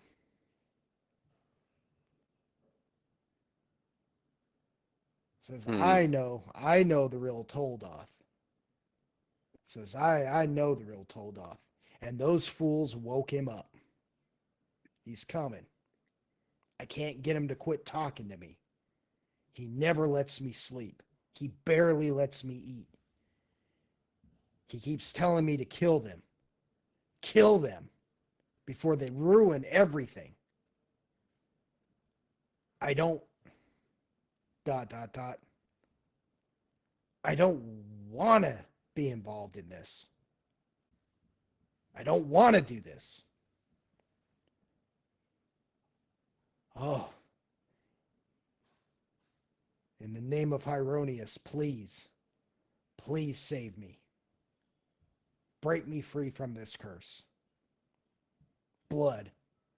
Yeah, that'll do it. I just need to split it somehow. I can transfer the curse if I just split it somehow. I'm I'm barely able to withstand it, and I'm too powerful. He says, no, I'll need to find two people to give it to. Yeah, together they can hold the curse. I want out. He won't quit talking. He's talking even now. And then it just ends. Hmm. And that was written, and then at the end it's just signed Lucchese Killian.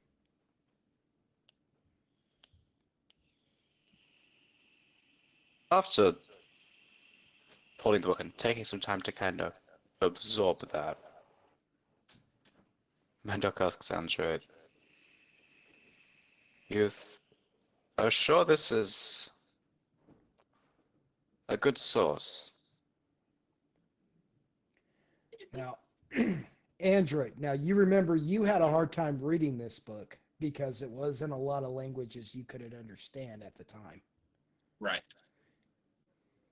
And you never came back to it once you could do like comprehend languages and things like that. Right. Just as a refresher as to what the extent of your knowledge would be. Yeah. Thank you. You're welcome. You're welcome. Yeah. This was a slow played freaking plot point, man. This Yeah, was for like sure. from like what, arc 3? Um, maybe like- 2. 5 years ago, something like that. Jesus. Yeah. Yeah. We come back to everything, guys. We make it back eventually. So what was the question, my doc? You're sure this is a good source, referring to the book? Oh, yeah. Android kind of thinks it over and he's like, well, I don't know where it was written, or rather, who wrote it. So, as far as that goes, I couldn't tell you. He says, however, uh, the source that I received it from is a reliable source. You know, it would make sense that he had it, and he is who I deem to be a reliable source on the matter, if that makes sense. Hmm. The man who I stole the book from. That part. I see. Interesting. Well, perhaps I have to take it with a grain nonetheless, but sort of looks distant while he ponders for a while, but He's like, "Why? What'd you find out?" He says, I couldn't read all of it." oh, I see. I'll say then, yeah, but we can kind of take a moment to kind of just fill in on everything. I think Poke said if you were. Did you catch Yeah. most of that? Gives him the quick time. Yeah. Yeah. Cool, cool. I weren't He's like, repeated. do you relay the like little note, the footnote at the end? Oh yeah. Also, Android's like, hold on, that It's that rat bastard. You know, he at, kind of thinks for a moment. at that moment, Android, your forehead begins to hurt. Yeah, And you remember the moment in the cemetery when you saw Lucchese when you and Elsa were, and you saw Lucchese after the 5 years, and he had become really old and haggard, and he bled his hand and placed it upon yours and Elsa's forehead, and said, "There, it is done now."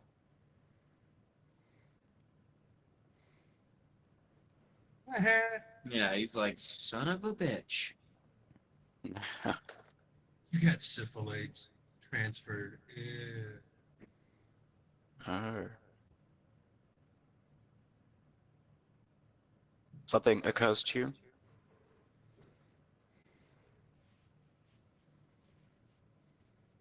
You said what now? Medoc asks, something occurred to you? He's like, yeah. He was like, he gave me that curse. Do you feel the effects of that curse? And he was like, well, my forehead fucking hurts. he's like, he's like, but that seems to be happening a lot lately. So that may be unrelated. There is a more likely diagnosis for that symptom, based on my limited knowledge.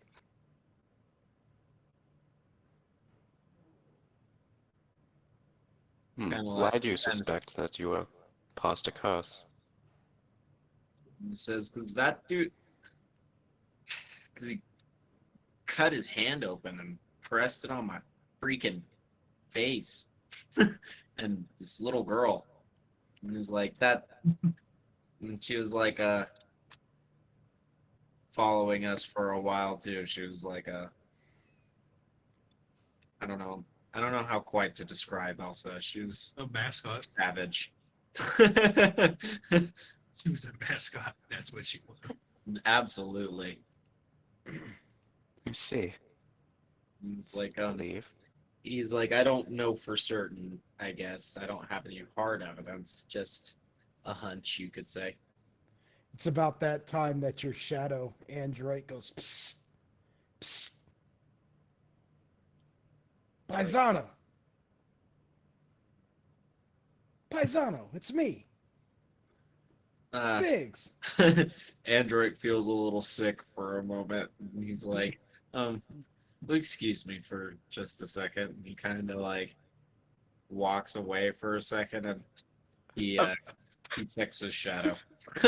I'm sorry, does this register with Arcane Sight? I mean, yeah, it sure would. You see this shadow like form out of Android shadow that looks like a little girl, only talks like a full grown man from Brooklyn, really. Like form up out of the shadow, and he's just like, he goes, that explains everything. He goes, Android, you mean to tell me Elsa's cursed? It's like, I'm just finding out myself, but apparently. Says, oh man, oh man. He goes, well,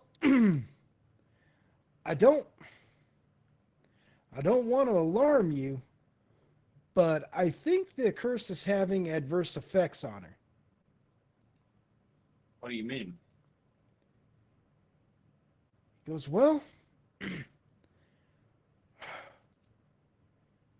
goes, I don't know if I'm allowed to really tell you. He goes, but just hear me out. Elsa decided to go into the employ of somebody, and that somebody may or may not be able to control time. That somebody may or may not have met you before, and may or may not have helped you save your infant form.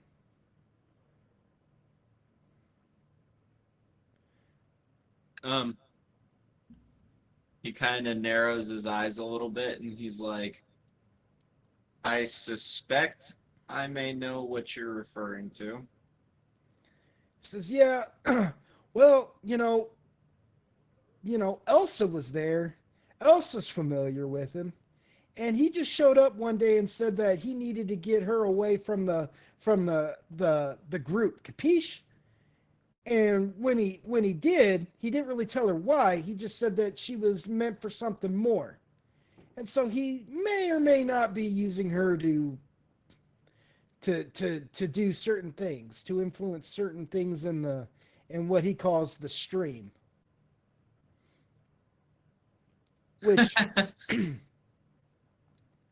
Which is fine. I mean, don't get me wrong. I mean, hey, forget about it, right? It's fine by me. Me and Elsa have been getting it done. But that's why I came to you in the first place. Well, two reasons, really. The first reason I wasn't...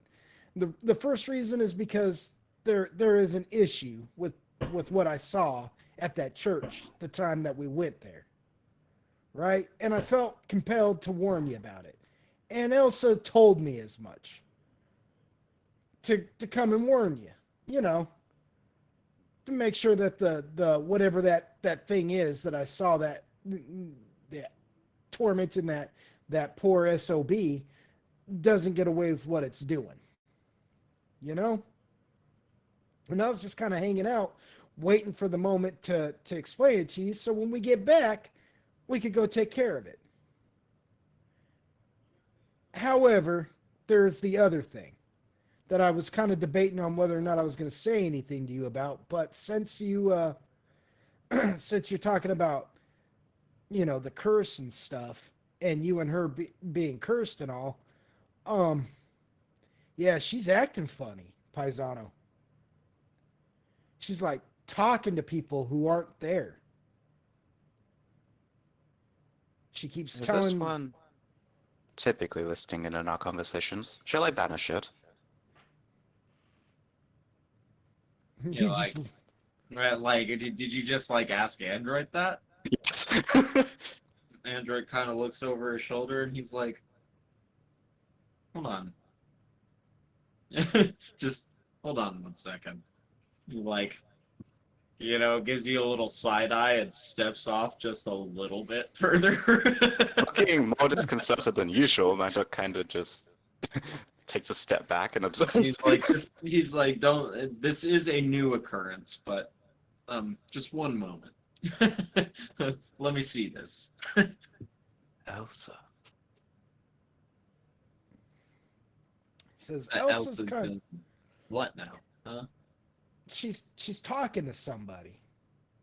That one, and he points over at freaking Mind Doc, and then just kind of takes his hand and places it under his chin, and then slides it out from underneath his chin, like he's handing him like a pie or something, you know, just kind of like a, you know, he's like that one, banish me.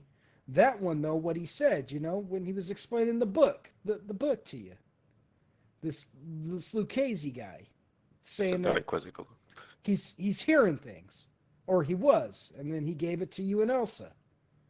You're not hearing things, cause she is. She keeps telling somebody to leave her alone. It's making her kind of mashugana. Hmm. Android's kind of like, well, kind of thinks on it for a minute. He's like, no, not exactly. He's like, I just don't remember things the way that I should. He's kind of like, he kind of chuckles a little bit. He's like, what I mean by that is, um, I'm having trouble remembering things that I need to stay on task. He goes, oh, well, That makes sense, I get. I mean, we're very scattered right now, so that's probably just that. It's like I haven't been hearing anything like that, I don't think, though, not that I can recall. He's like, I'm just now realizing that I'm cursed. He's like, well, I mean, at least this time. says, oh, well. He goes, just. He says, I was just hanging out till I found a good time to talk to you. You know, I really should be getting back to Elsa. I got to get back there. Um, before uh, he finds out and then gets mad because he says, you can't mess with certain things within the stream unless he says you can mess with certain things in the stream because, you know, even a grain of sand causes ripples in water or some stupid freaking Right. thing like that. But And he's kind of like, so, um, what can I do to help Elsa, I guess? because find a way to get rid of the curse. If you can get rid of your curse, maybe it'll break hers too. He goes, I'll do my best to keep her on track, but yeah, geez, Paisano, I don't know, man. She's not quite the same. I mean, she was always Elsa, right? But I mean, she's just like more so. More broody choo choo, huh?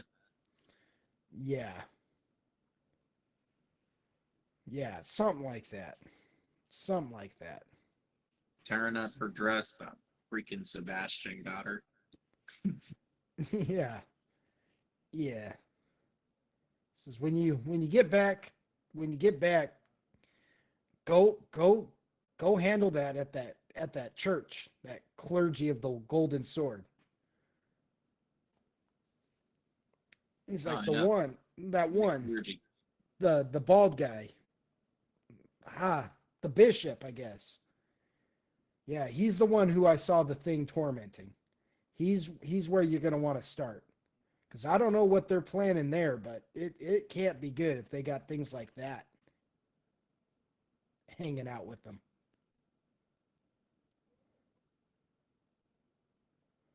Bishop, do you remember his name?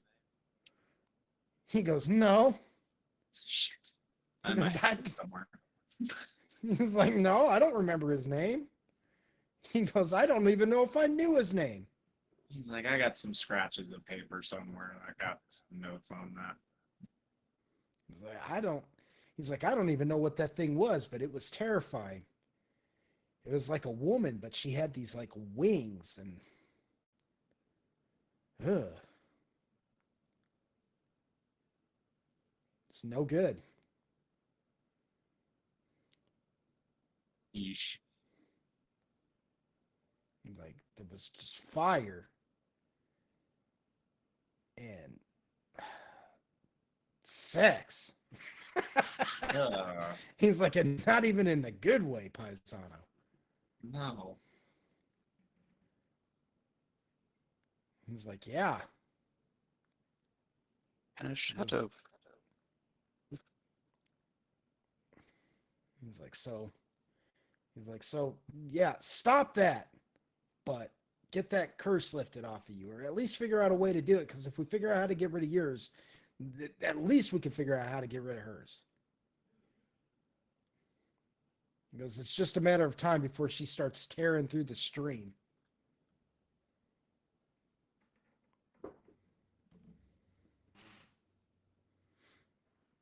And then we're going to have real problems.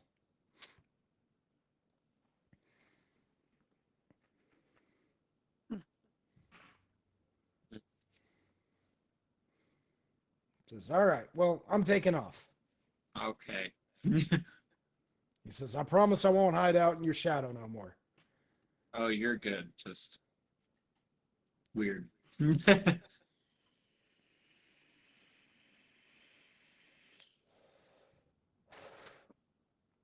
Are there any more unconventional and obscure ways you leave open for random people to spy on your conversations?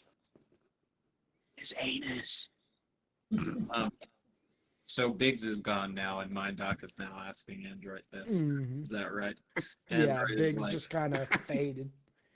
Android is like, well, being as I'm not a wizard, I don't know. It's not the first time that I've found something spying on me in my shadow.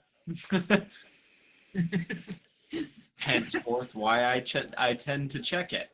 And like all of a sudden looks rather I tired. thought I had gotten over that. That sort of fear. I thought I've Now I gotten feel over like it's reaffirmed. I feel like backsliding. He's like, not to unpack my psyche for you right now, but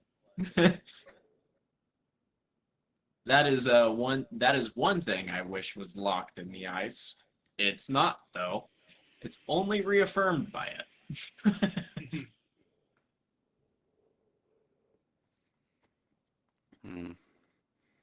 I will have to be more careful. And if you can see things like that, then by all means, let us know when they're around. Of course. So, Mindoc and Android, you guys are standing there having this conversation. Meanwhile, Zaguchi, Otis, and Zoltan have kept on walking. And pretty soon, Zaguchi takes the group, um, minus Android and Mindoc, to a forested area of cherry blossom trees and bamboo. And Zaguchi stops and turns to tell everybody, and he looks at Zoltan and Otis and he says, "This is the place." Where are the other two? Yo, Zoltan don't know. This man's I'm asleep. I'm riding Ruckus asleep, twin. We forget that I had a heart attack. This bitch is out. So he looks at Zoltan and realizes Zoltan's no use. So he looks at Otis and he's like, Where are your two friends?" Yeah, Otis has been praying this whole time, riding on Cassius's back, so hasn't paid attention to anything either. Yo, the only one that's there is Chumi now. Chumi just kind of looks around and goes, "Oh, they're gone." Zaguchi's like, "Out of my way, woman. You guys stay right here. I'll be right back." And he goes to retrieve Mindoc and Android. Otis and Zoltan, you guys are just hanging out. Zoltan, you're just kind of like barely in consciousness right now, just kind of hanging out with Ruckus, just kind of purring. And Chumi is just like gently stroking your hair and wiping your face with her tears that she's wetting on a rag to cool your forehead. That is excessive.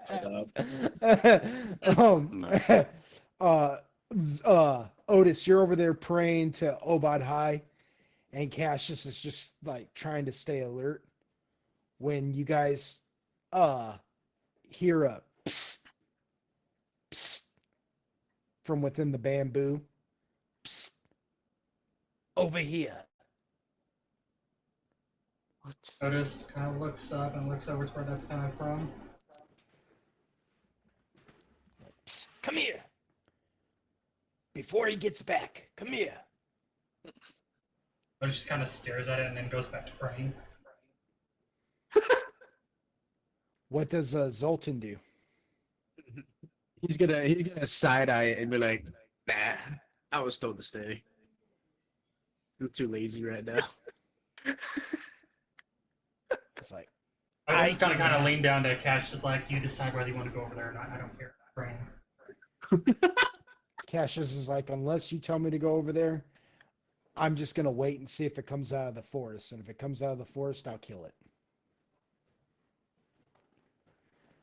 About this time, he goes, "I can hear your conversation. I can help you. Come here. It won't do me any good to be out in the light, even moonlight." Otis lets out a sigh and just hops off Cassius and goes over there. What do you want? So you go riding in. So Otis chooses to do that, and Zoltan just continues to just lay there, just. Otis, you go a little ways into the bamboo forest, not too far from the road. You can still see like Zoltan and all them from your position, but when you go in there, you you discover a person who's sitting there with his legs crossed. He he looks like a skeleton. He is bone white with a red mane and red eyes. He's wearing like a black silken like gi with with gold trimming, and he's got these large black horns and these deep red eyes. and he's sitting there smoking a pipe. You rang? Oh, no, dog. He says, "There's no need to be alarmed now. I'm not here for a fight." He says, "Lord knows that wouldn't do me any good. Right?" All due respect, I'm tired. Can we just get on with this? So I can go back to praying. "Yeah, you took quite a bump, didn't you?" He says, "Frankly, I was," and he takes a hit off his pipe. He goes, "Frankly, I was hoping to speak with your friend. I have more to offer him than I do you." So we're done here "Really?" then? Well, he says, "Well, it's in my business to cut mutually beneficial deals." Nope. Otis turns around and starts walking away. Nope. No deals. Goodbye. He says, "Wait, I can help you though." Nope. I do not make deals. Learn my mistake. No, thank you. Goodbye. He said, "Come." He says, "Come on, I'm not like Ignatius." I don't care who you're like. I don't know anything about you. I don't know you. I don't know your name. I don't really give a fuck. He says, "Well, send your buddy over. I can help him." How about you just leave? I'll tell you what. I'll tell you what. Here's a freebie. Just tell him I know about the time frame and that if he wants to figure it out, he'll come and talk to me. Can you do that for me at least? We'll see if I forget along the way. Otis walks away. And you hear him just kind of mumble, "Freaking Ignatius."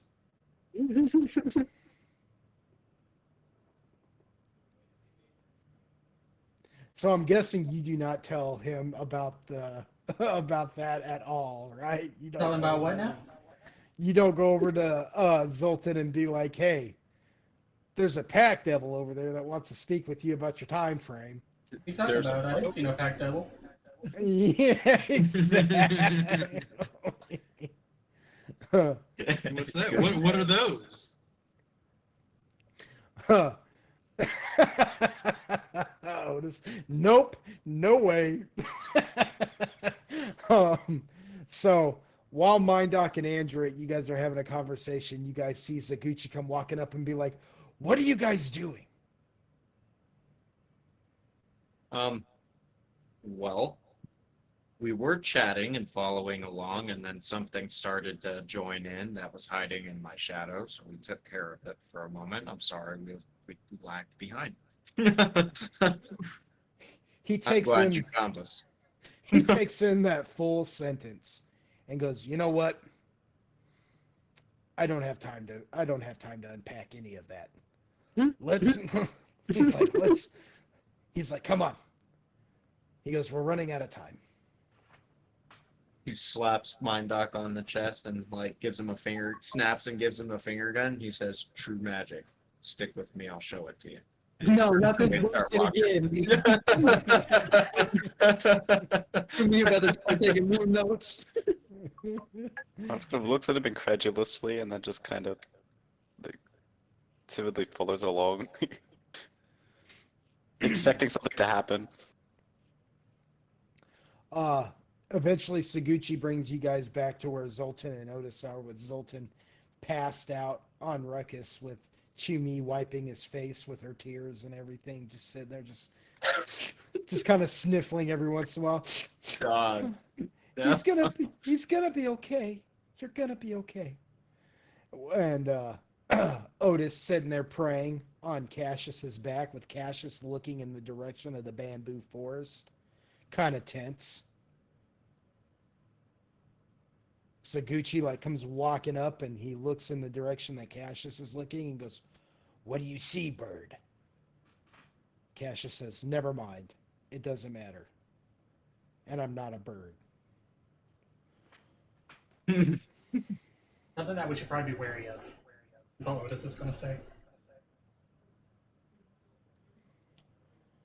With Zaguchi nods at you, Otis, and he says, "All right, follow me. It's just a little ways into this forest here, and he takes you guys into a cherry blossom forest with some bamboo, uh, to a little hut.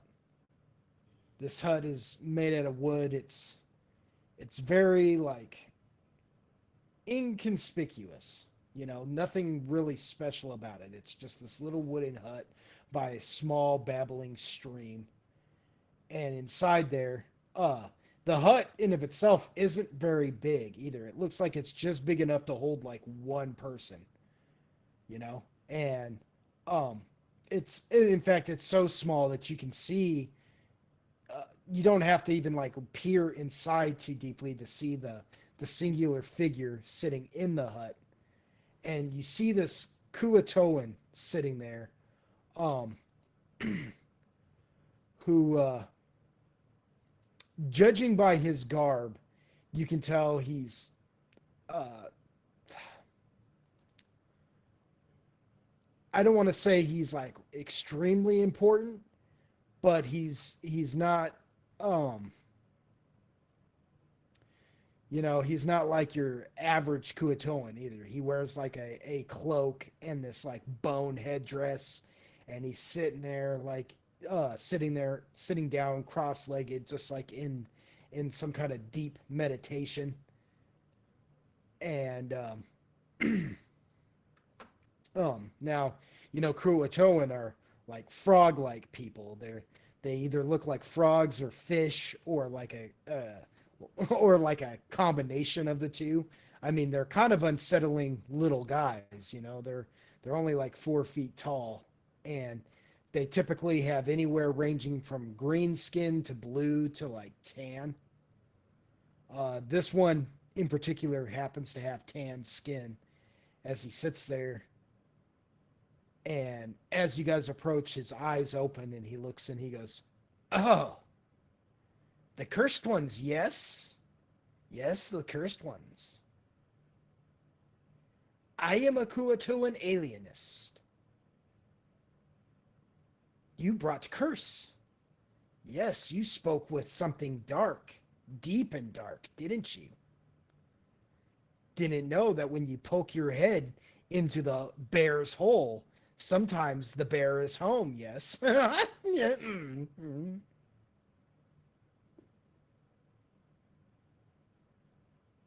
And Drake kind of bows to him before speaking, and he's like, um, yes, forgive my foolishness. Um, I was only seeking information. I wasn't necessarily seeking an audience. He kind of bows again. He's like, I understand now that sometimes certain forms of knowledge are hard bought. It says, "Audience you got? The Dark One. He doesn't like you. Why doesn't he like you?" He says, perhaps because he kind of thinks for a moment. He's like, well, anything that I say on this matter would be speculation. But it seems as though anytime he is somewhere to further his purpose, shall we say, we also happen to be there to thwart it. He's like, perhaps I'm being presumptuous in thinking that, though. He's like, I don't call it coincidence or coincidence.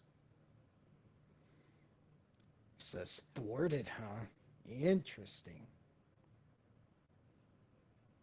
It says, "The Dark One can't leave the throne. He cannot leave the Void Throne. He is forever attached to it. It is him that holds the Void at bay, yes."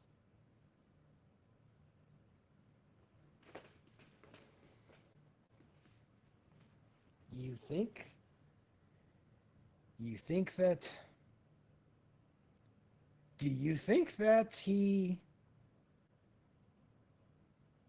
Do you think that he and then he coughs.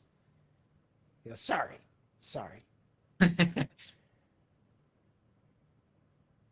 Do you think that he likes this purpose?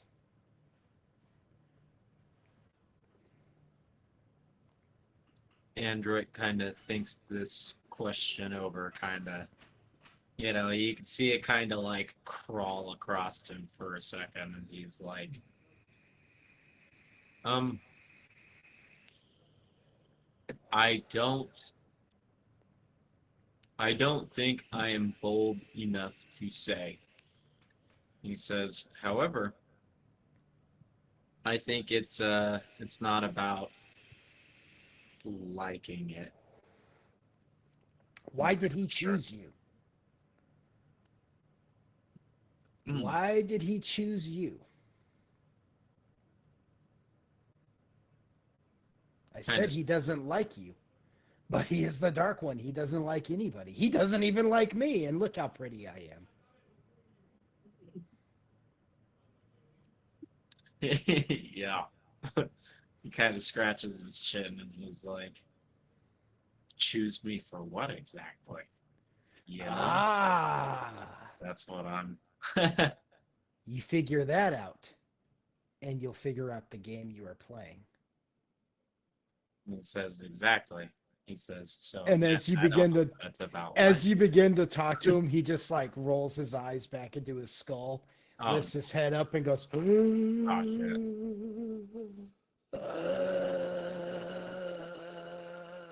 And Saguchi goes, "Oh, he's done talking." He goes, "He's got nothing else to say to you, theatrical What little the fuck? bastard." He goes, "He's not going into a trance or anything. They're just neurotic."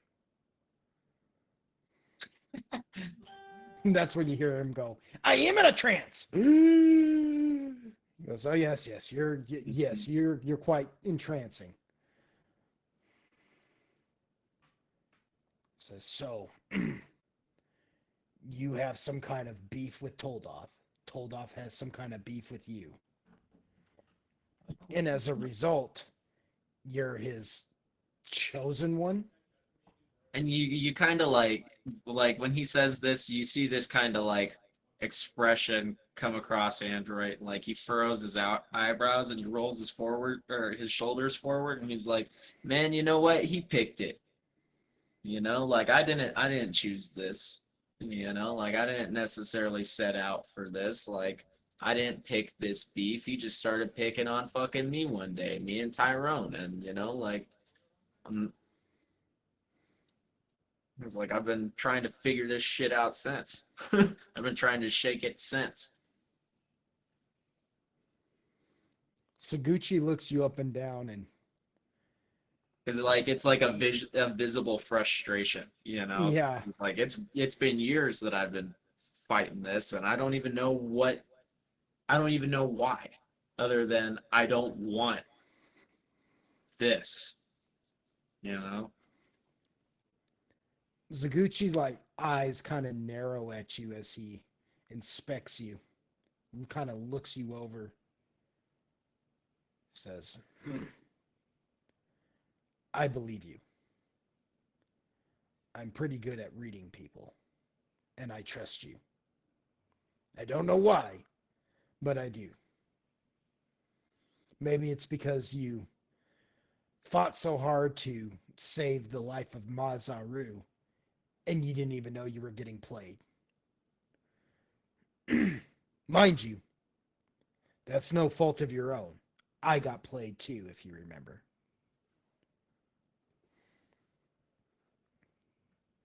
He goes, "You have good intentions."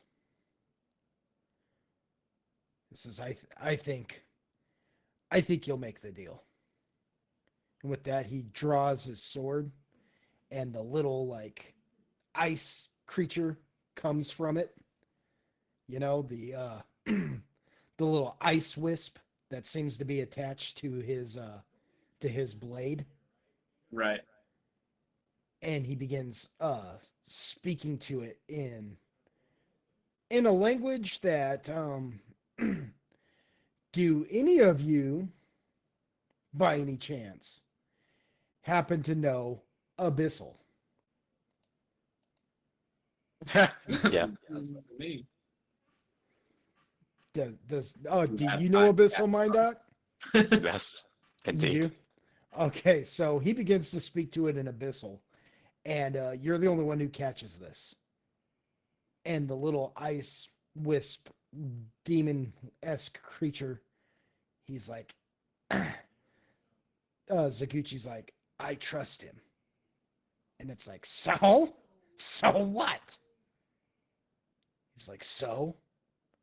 Go and get him then. Bring him here and say that it is okay, that he'll make the deal. I am not yours to command, Zaguchi. This is a relationship of mutual benefit. Zaguchi looks at him and says, it will remain mutually beneficial as long as I don't break the sword. Go get him. With that, the little wispy creature goes, like, vanishes into the forest for a minute. Zaguchi looks and says, I am fetching another associate of mine, one who has a personal beef with the Shinigami, with King especially. He'll make a deal with you. He'll help you locate. He'll help you locate the whatever it is you need to know, the information, whatever it is that will assist you in figuring out whatever the heck this guy, and he points at the Kuatoan, the alienist again, who's over there still just, I'm in a trance. I don't even know that you're pointing at me. He's He's low-key listening to everything we're saying. He's like, Absorbing it. I promise I ain't listening. His own wisdom. he's like, that will help assist in whatever this guy is talking about. A few minutes later, the wisp returns to the sword, and just before it returns and gets sheathed, you just hear it saying Abyssal again, Mind Doc to Zaguchi. He's like, bastard. And Zaguchi sheaths the sword and just kind of sighs deeply. I know it makes a point of not showing any recognition, but kind of takes note of this. Within a few minutes, you guys hear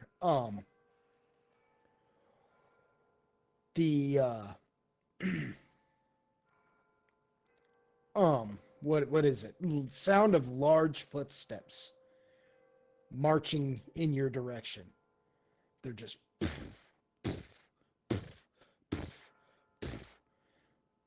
through this bamboo and cherry blossom forest. But preceding the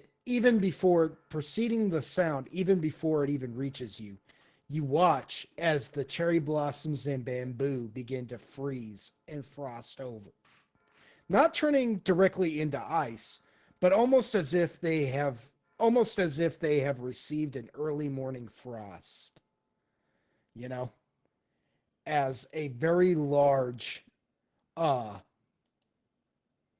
bestial like humanoid comes pushing through the forest. He is extremely large. When I say extremely large, of course I'm being a little overzealous, but he is quite large. He's at least 9.5 feet tall, even 10 really. He is extremely muscular, and he wears this like these wrought iron gauntlets and shoulder pads with a, I don't know what you want to call it, a loincloth with a wrought iron like girder belt. His skin is like this gray, almost granite, but it looks as though he's got like ice blue tattoos on his chest and face, but they move. It looks kind of like watching water move through ice. It almost strikes you as if you're like seeing his veins more than they are tattoos.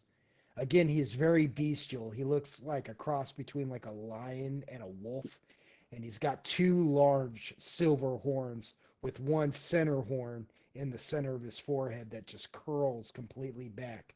And he's got these icy blue glowing eyes.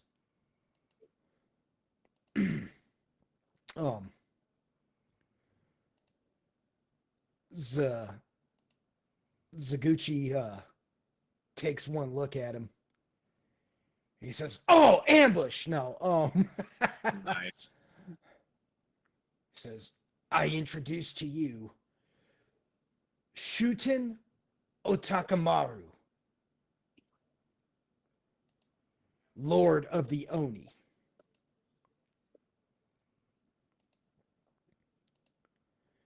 And then the Shuten Hmm.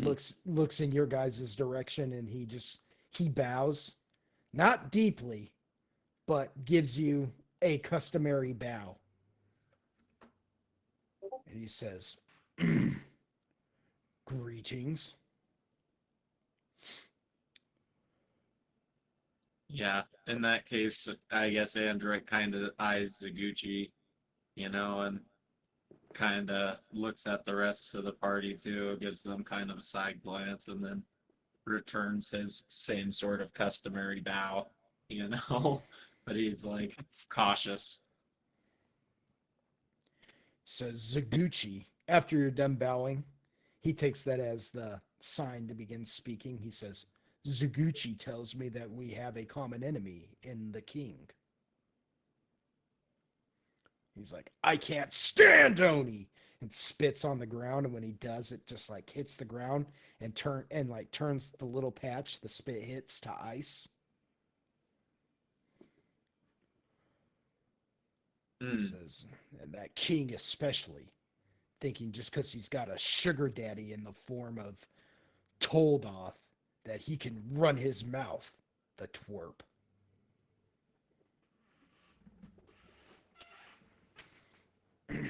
Still, it's impressive that you all managed to survive an encounter with him.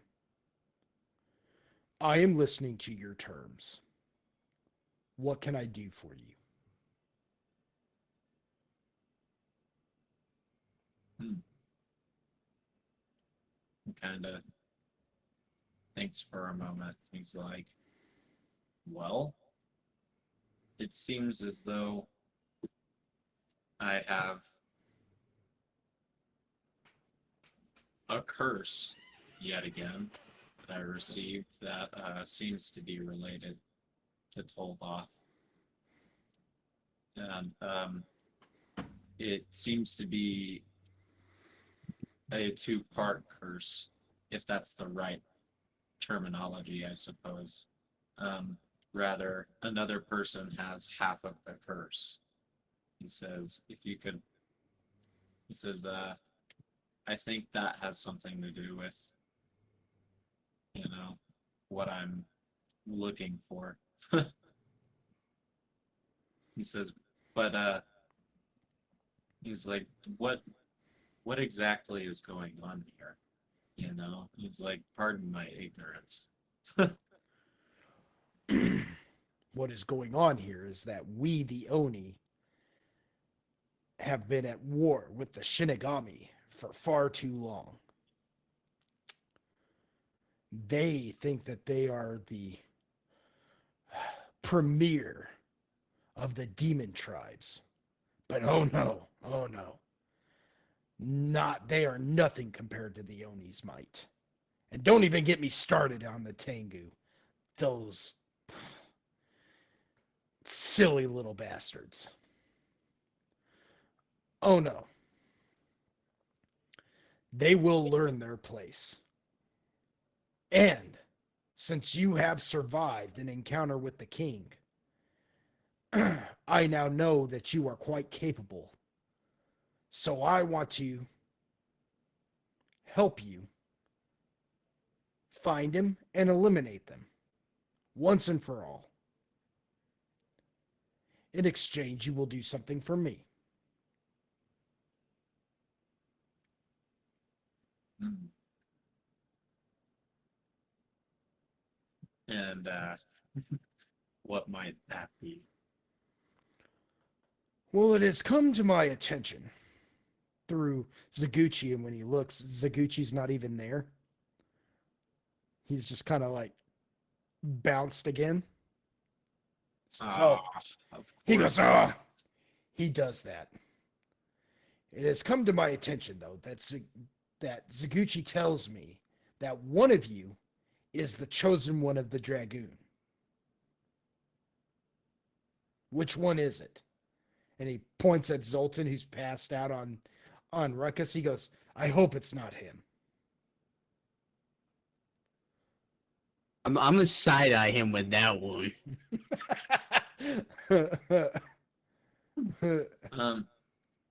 Well, funny you should mention. He's not here with us right now. He's last I knew, he was following up on a lead to ascertain some soldiers or something like that. I think. Pretty sure that's what it was. He is your ally, yes, winner of the Jingzhou, Correct. respected by the ancient dragons, beloved by the Dragoon people. One and the same. Says, fine. We will help you discover the location of King and Toldoth, and I will look into this curse of yours. In exchange, you will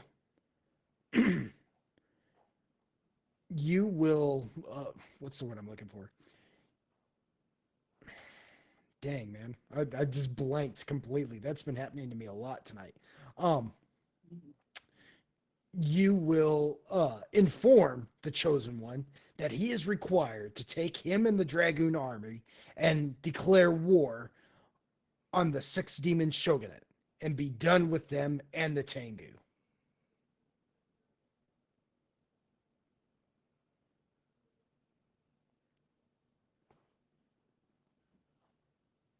Kind of thinks about this and he's like,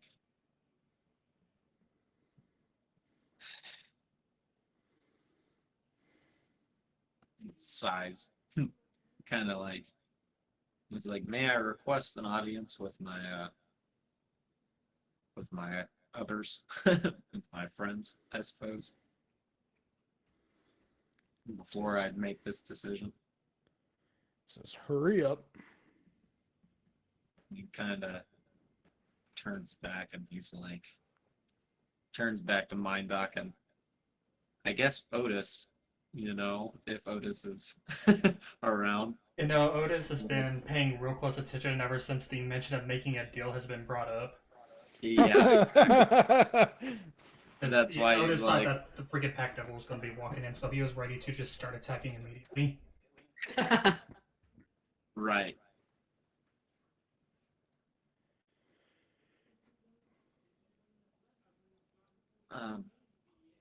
What this it feels like an easily achievable task. However, that does not, you know.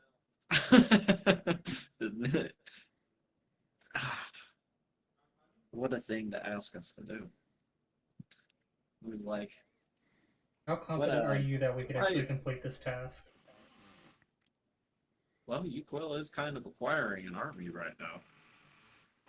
And kind of, can I hit up Uquill on the Divine Line? Yeah. You can play as much D&D as you like. I question the necessity of the supposed aid.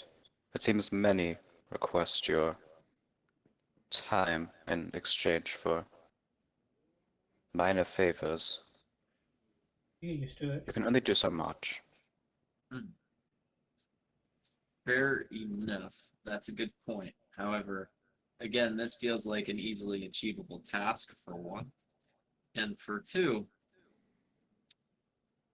we haven't been able to scrounge up much more than a crumulate of information about how to fight back against Toldoth in this entire time that we've been traveling, except for in small ways here and there. Truly. So he kind of sighs and he's like, "It. I don't know why I feel like I'm between a rock and a hard spot." He kind of thinks about it for a moment, and then he looks at Solar, and he's like, "What do you think?" Solar looks you in the eyes and he goes, Oni are demons. Shinigami are demons. Tengu are demons.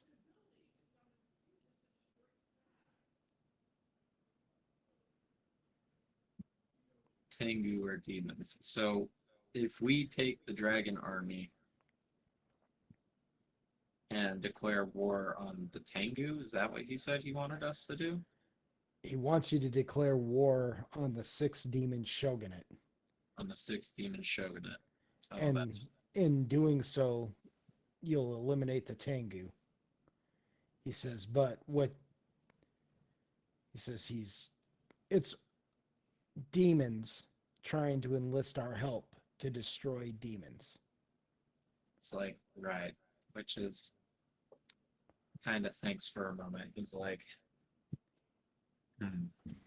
Solar says, I apologize, my knowledge on Oni, Shinigami, and Tengu is very limited because they're not abyssal demons in the traditional sense. But they are demons nevertheless. he kind of like thinks about this and he's like, demons fighting demons. And they want our help. And he's like, why repay evil for evil? You know? He's like, that just doesn't sound right. He's like, do you think Coralon would do that? Do you think he would be bold enough to do that? It's like, Or I do you don't think he would be like, I detest this? says I don't think Coralon would entertain the notion that a demon would ever plan on keeping his word wholeheartedly without taking more than what was bargained for in the first place. Says again, I don't know what the circumstance is. I don't know why this continent has demons living on it as if they're regular uh, people. But I do know that Corlon was here once and he didn't stay here.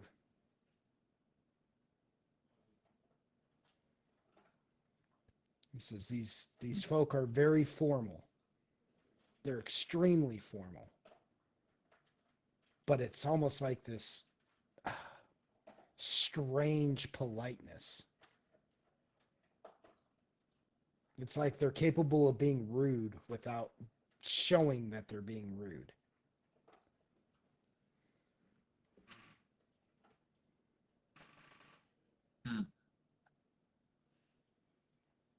Kind of scratches his chin. He's like, so does that mean everybody's in agreement that this is a bad idea? I say so. And it's like, he sighs. He's like, y'all make me proud. He's like, thank you. And he turns back around, and he's like, back to the Oni. And he like bows very deeply.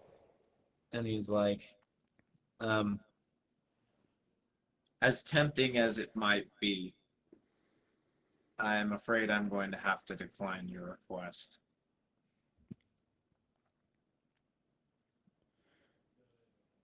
With that, Shutin looks down at you, with his hulking frame and his eyes kind of narrow. He says, "You are a fool, then." He goes, "Fine, do it yourself. You will not receive my help twice." And with that, he takes a step back and then turns and begins to move through the forest once more.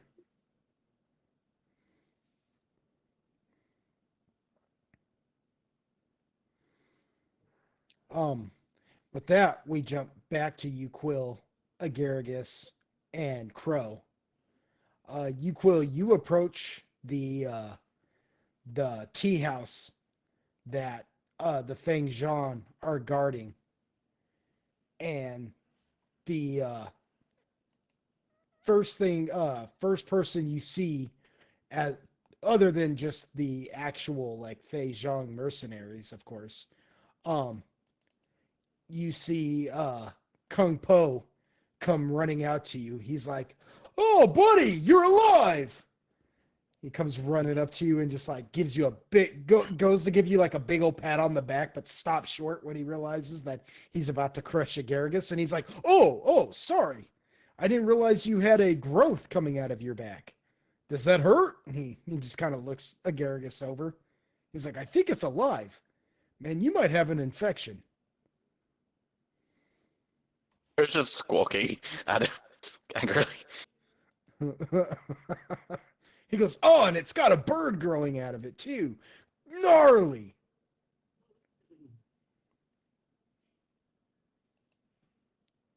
How rude.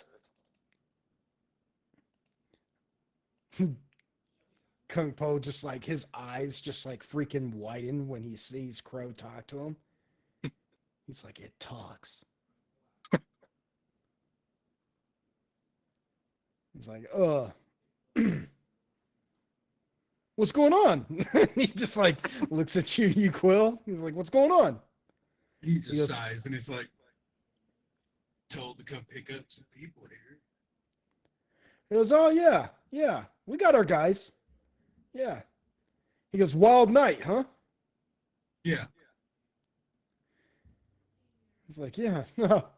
He goes, "All of a sudden we just got attacked by all these Onibor and Shinigami, and man," he goes, "I'll tell you what, it really makes me sad that Onibor explode when they die. Because it leaves nothing to eat. Because I wonder what Onibor would taste like. Probably tainted." Yeah. He goes, "But," Probably he's going to leave an aftertaste that's highly undesirable.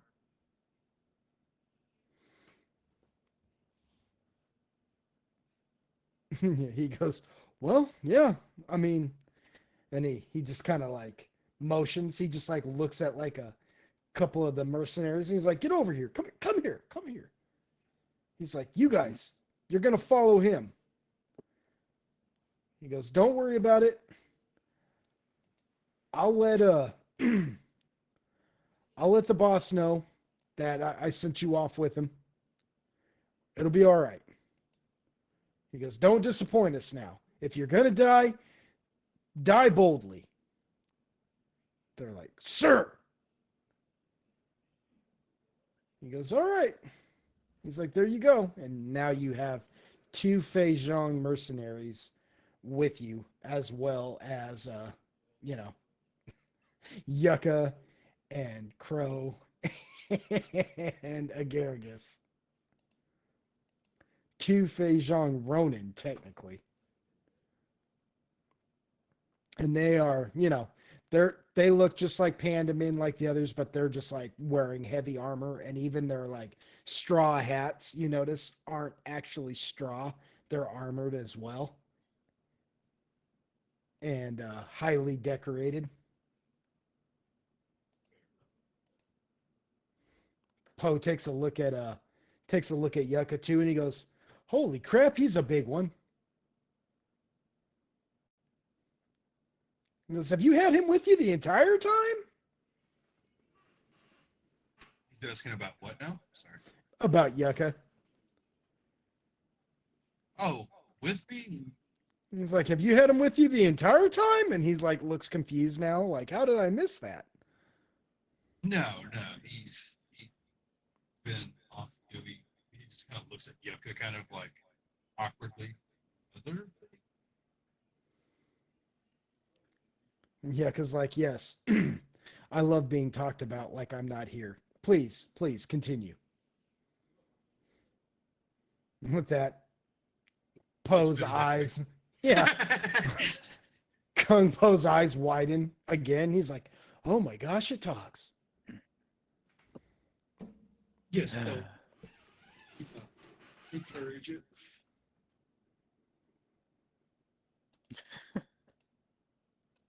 He goes, "Well, buddy, I hate to keep it short, but I've got other things I've got to do. Was there something else you needed, or you wanting to stay the night, or what do you?" No, I've got to round up the ones because it looks like I maybe not in the party. I don't. I've got to go find the rest of the group and see what we got to do from there. So I figured come getting the people that were supposed to come help me now was a good idea. I was gonna grab them and then burn over to find them and see what else I got to do. Says, "All right then." Says, "Well," he goes, "Remember, if you," he looks at the Ronins one more time. He goes, "Remember, if you're gonna die, die honorably." They're just like, "Sir." He's like, "Well, we'll catch you." And he goes back up into the tea house. And Yucca just looks at you now, Yuquil, and goes, "Well, what now?" I guess we go meet up with the others. Oh, Mr. Demon guy.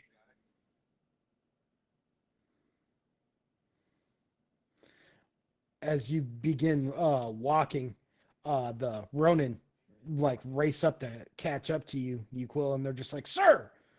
Sir! Yes, sir! What will you have us do, sir?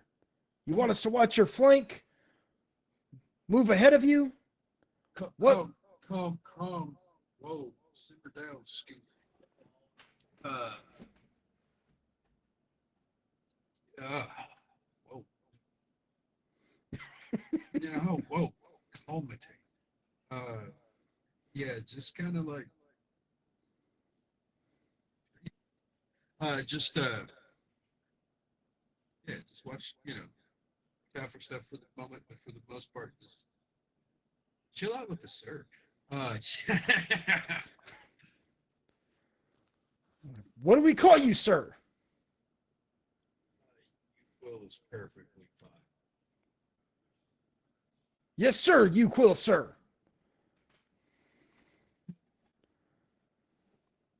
And with He that, just sighs and starts walking. yeah, with that, the two of them just kind of spread out and start like just watching all the buildings and stuff moving around. If people get too close, they like reach out and push them back, and they're like, stay back, moving through." He just looks at you and he's like, I guess this is going to take some getting used to. Yeah, hey, yeah, because like I think they're funny. They're calling you sir. That's hilarious. I will send you back to the farm.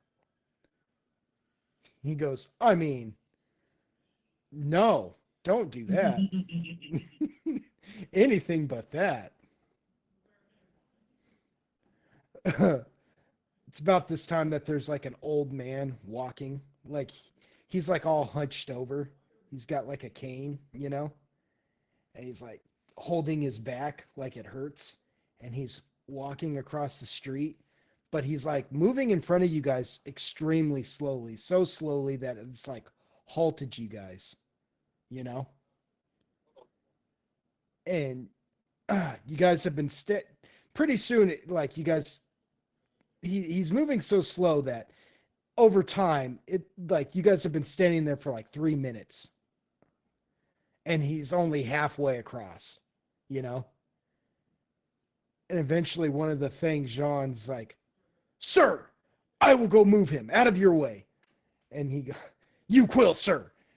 And he goes marching over to the old man to like shove him out of the way. He's like, "In the name of the chosen one, you quill. You will remove yourself, old man." Now it's just a human old man, right? But as the Feng Zhang goes to like swipe the old man out of the way, the old man catches the Fei Zhang's hand and then cracks one of his fingers, just and puts him in a hold that just completely like debilitates him and brings him down to his knees. Oh, Euquil's giggling like a schoolgirl. Yeah. The old man like looks over his shoulder at you now, Euquil, and then stands upright and goes, "So, you are the winner of the Jingzhou." And then releases the Feng Shan's hand. The Feng Shan's like, "Oh, God. Ah." The other one runs over to him and it's like, hold on. I'll put it back into place. And you can hear it just pop. And he's like, "Oh!" The old man he's a Pengshunian human male, right? But he's got this long white hair that he keeps up in a ponytail and a long white goatee and mustache, you know? And he wears just like brown clothing, like almost like sackcloth clothing. Nothing extremely fancy, you would say, right? But when you look at him closely, you realize you've seen him before somewhere. You just can't quite place it.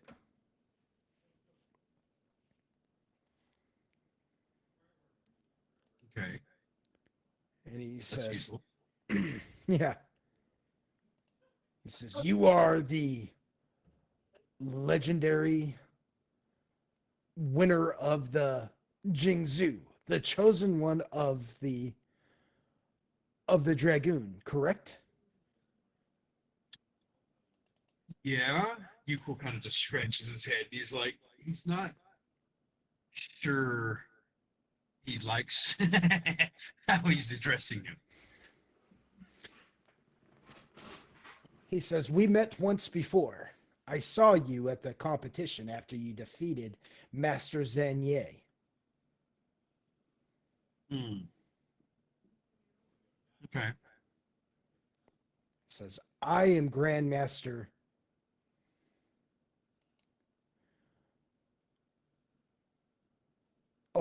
Okay, that's fine, my doc. Um, he says, "I am I am Grandmaster Chopin Lu, or Master Yang Pan Lu. My bad. I am Grandmaster Yang Pan Lu of the Golden Lotus Monastery that Master Zanye learned her craft at." I was looking for her so I could try to like. I guess that's with you. Do He what? kind of like.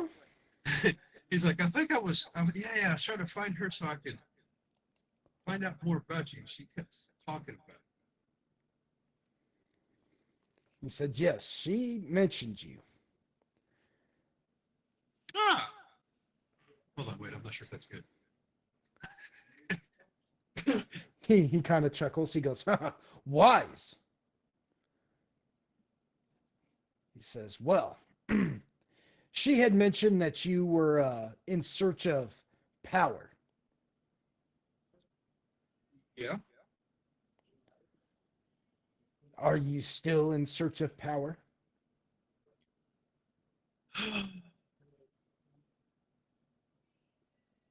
That itch comes back. And like he can. How do you say? He goes from being like his normal, like casual haha self to like very like his eyes show intensity while he still looks relaxed. Does that make sense? Yeah. Yeah. He's like, Basically, your expression reads relaxation, but the eyes are suddenly intense. yeah, They're filled with desire, as it were. he is. He says, "Ha ha! Your eyes give you away." He says, "I cannot show you power in the ways that I know power.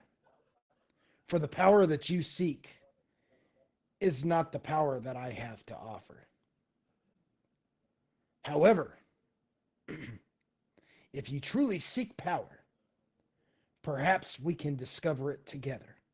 For I too am intrigued by this secret of power that Zanye claims was inside your head. Yes, she told me." You know, I'm going to need to speak with her about that. Says, "Well, you will get a chance if you accompany me back to my monastery, the Golden Lotus."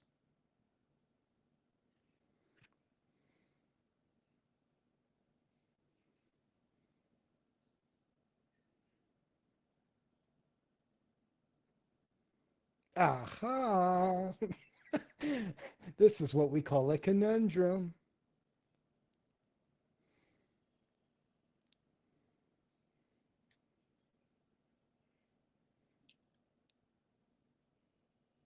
Ah,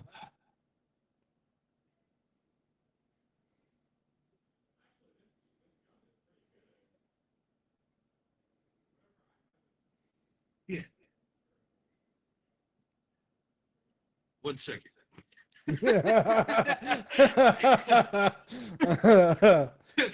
Ring, ring, motherfucker.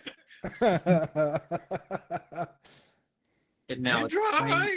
now explain the situation to me in full detail, because in that time I stood up to go throw some clothes in the washer for the Yeah, in the no. morning. You were good. Have He's fun. gonna Have get fun. the Yuko version. Hey, buddy. Um, how's it going? Not terrible. Okay. Can you ascertain and see what we need to do on your own for a while? What do you mean by that? So I've got my he kind of looks at the group and he's like, ugh, my new contingent, I guess. Um, but I bumped into uh homegirl's master, and he wants to have a little chat. Uh, it's compelling. Um, so Cliff Notes version, you're wanting to go do Chosen One shit? No, this is more of you cool shit. Oh, well, I mean, I guess you don't need my permission. He kind of chuckled, and he's like, I mean, Fair, we'll fair. we'll be okay. If you need me to come get you, just send word, and I'll do everything in my power. But Touche. usually I would think it'd be the other way around, that I need you to Exactly. find somebody in That's- place for me. So. Yeah, this is basically, if you need me, call me. I want to. He's yeah. He said words that make me need answers. On that note, do try to find more out about the whole Takesis thing if you can from Mr. Happy Guy. Um, also, I ran into a friend of yours, quote unquote. Maybe he seems pretty cool. Mr. Direct Danger. Ring a bell. He's like, oh, that fucking guy. He's like, You mean the bureaucrats? Yes. I got to meet them on your behalf. Oh. You're welcome. There was a dragon lily. I guess she's their little overseer. Very cute. Not fun though. Yeah, she says that you evidently were supposed to talk to her and do that. So there's that. I'd say purposely forgot. Okay, fair. They have Nobody not. tells me what to do. Yeah, they have not, and they bothered me. So fix that, please. Aw. On that note, though, she did seem to be more aligned with allowing us to quote unquote just do us. I might have to take my shot on that one. Anyways, yeah, fix that so it doesn't dislike me as much. There we go. I passed along the message I said I would. What you do with that information. Please don't let me get drugged back there. Yeah. Don't let me get drugged back there because I might fold like a lawn chair next time. Okay, I'll look for direct danger. Yeah, he's in town on our behalf, putting out fires quite literally. Good guy. So, yeah, they seem to be okayish, just a little too uptight for him. Well, he's pretty cool. He seems pretty legit. She's very strict. I might end my life. Anyways,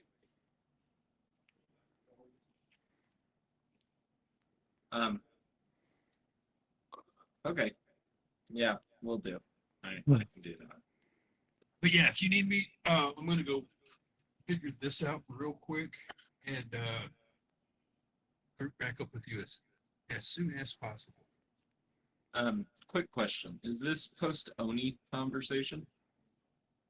This is after the Oni conversation, yeah. Okay.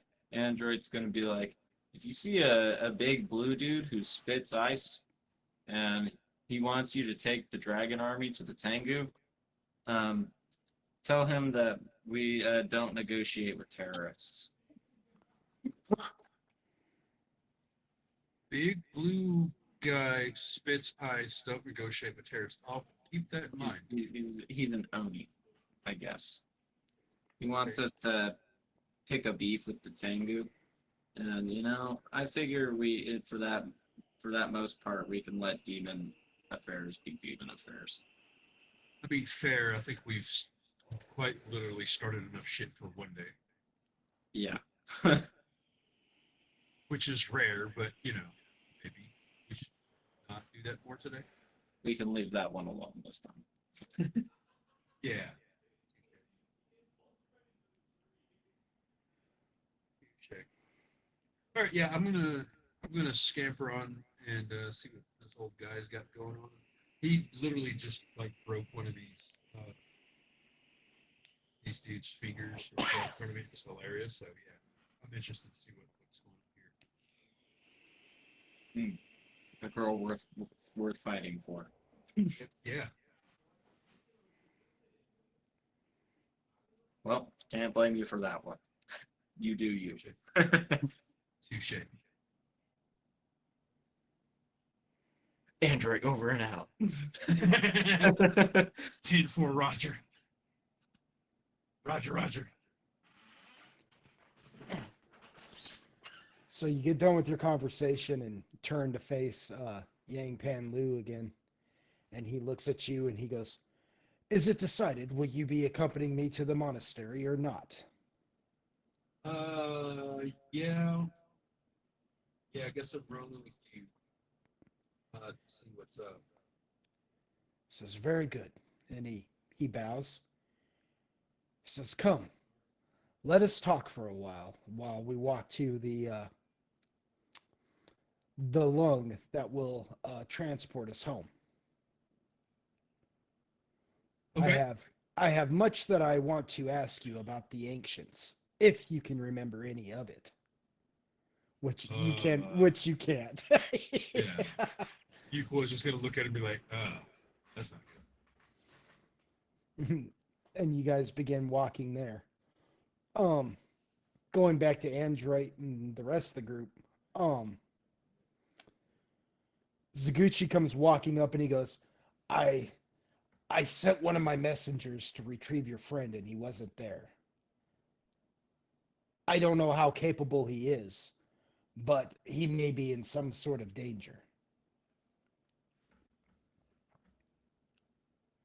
She talking about you, Will? Yeah. Yeah, he's Yeah. fine. Yeah, he's gonna be like he's nah, he got a hold of me. He's wrapped up in some business, but he's okay. We'll just press forward without him for now.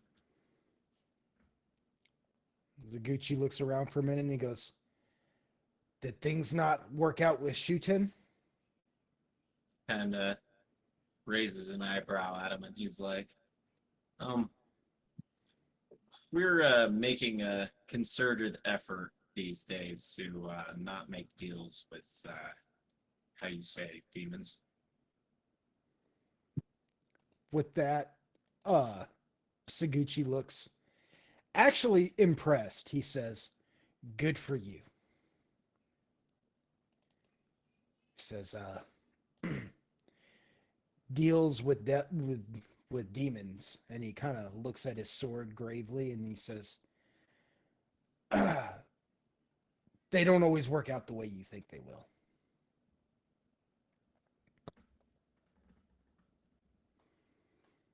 Says, well, I will I will leave you here then. I think our business is concluded. I would ask though, and he turns to leave, but before he does, he says that you leave my continent and take the troubles that you hold with you. He says, I'll do so as soon as I possibly can. He says, trust me, I want to get out of here just as much as you want me out of here. He says, but if I may ask something of you, um, do you happen to know anything about one Tachesis? Says, oh, she is the goddess of. Oh, wait, no. He doesn't answer because while you're saying all of that, right, you look away for just a split second when you look and say, do you happen to know anything about Tachesis? He's gone. Ah, And that's shitty again. the alienist goes, he does that. Don't bother to ask me. I'm in a trance. What the? You're like, you know anything about Tachesis? Says, I'm in a trance, but he like reaches behind him and pulls out this like little wooden box with a handle attached to it that's got like a little like coin slot in it, and he kind of holds it out and he goes, but perhaps I could come out of it long enough to give you an answer on some of these things. Starts it out. I'm That gonna was, yeah, Zoltan's gonna snicker at that one. That was funny. He never thought I could meet someone that's more of a child than me. Or just like your kind. It's in vanity. He just kind of holds the box out and just kind of like, just kind of with like swirls it in a circular motion. You can hear coins kind of clanking inside of it. It's all click click click click click click. um, At this point, it would be faster if I were to just read them. where's the fun in that? Do I still have some of those clay coins? I think so. Can Zoltan's gonna look at Mind Doc and be like, "This is where the magic begins," and then go back to laying down a ruckus. What? The second you go laying back down on the ruckus, Chumi like drapes herself over you. She's like, "You're so strong. You're so strong." Chew I'm me. so happy you Quill's not there. I Ruckus pull just Dom kind of. out of my bag of holding and I try to stuff him in there. Yes. Yes. No. I guess I can't see that if I have any more fucking clay coins, so I'm gonna put a gold coin in his cup. With Chumi like draped over Zoltan doing all that and everything, Ruckus just kind of starts and goes, "Maybe I should go back."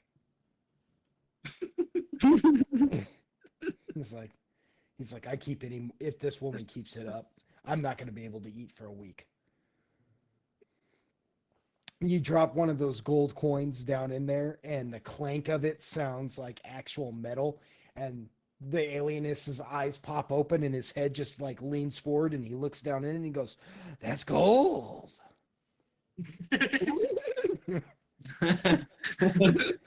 He's like, I want good info.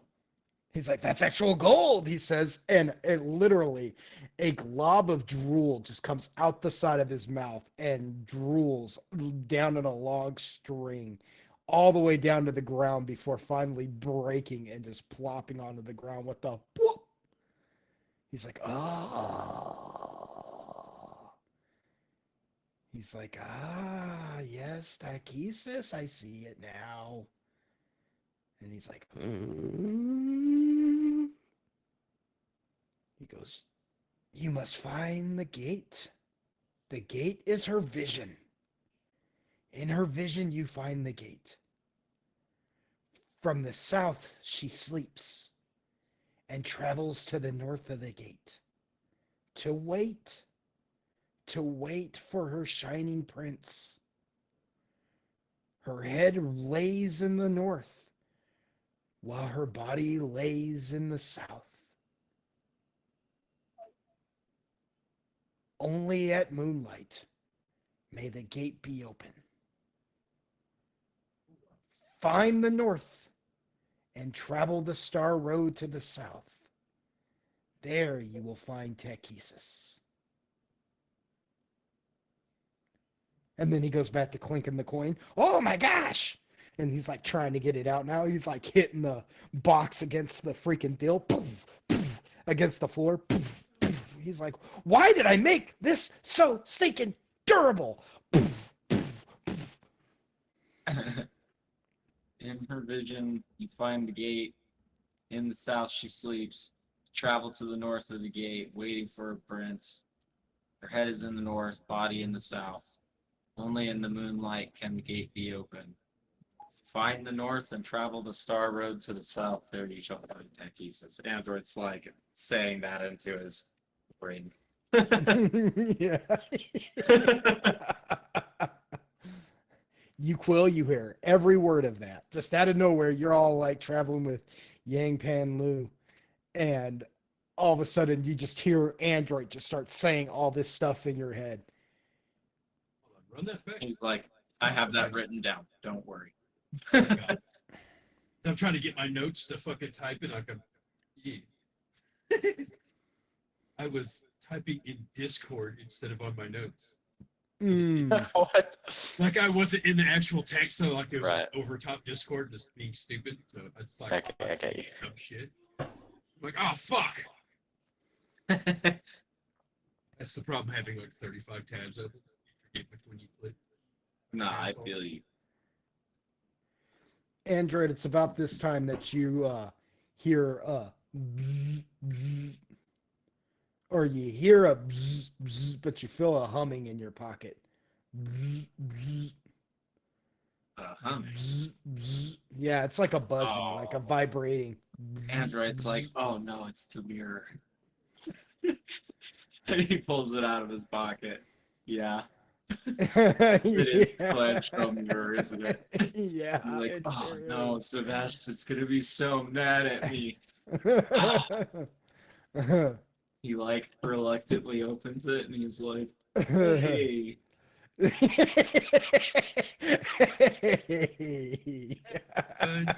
at it. Hey. So sitting there is a well-dressed man wearing, glasses with long brown hair, about shoulder length. You know, he's well dressed. He wears a fine white shirt with a leather vest. You know, leather gloves. You know, Is he a CZ Top Man? He's giving me this Dennis Reynolds look. he Jesus. he's just yeah, he's a sharp dressed man. Yes, There you go. he is he is extremely well kept.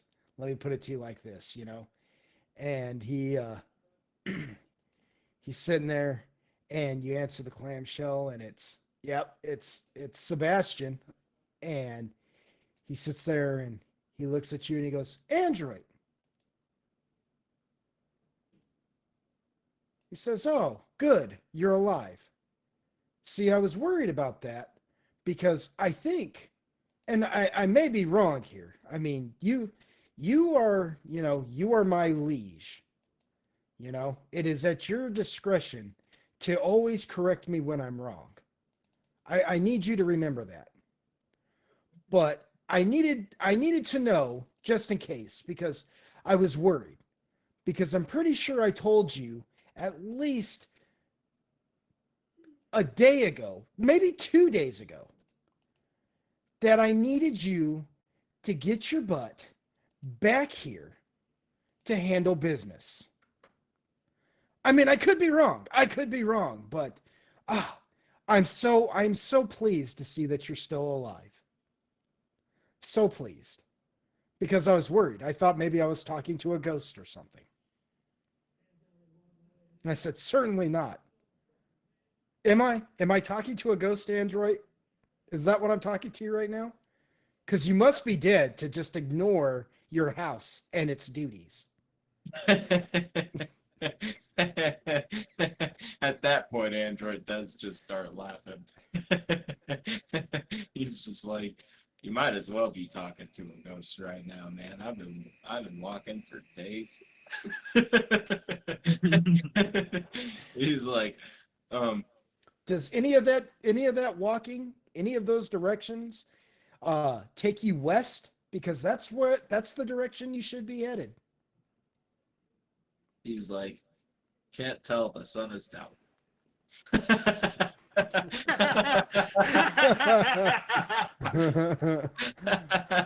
is the correct response.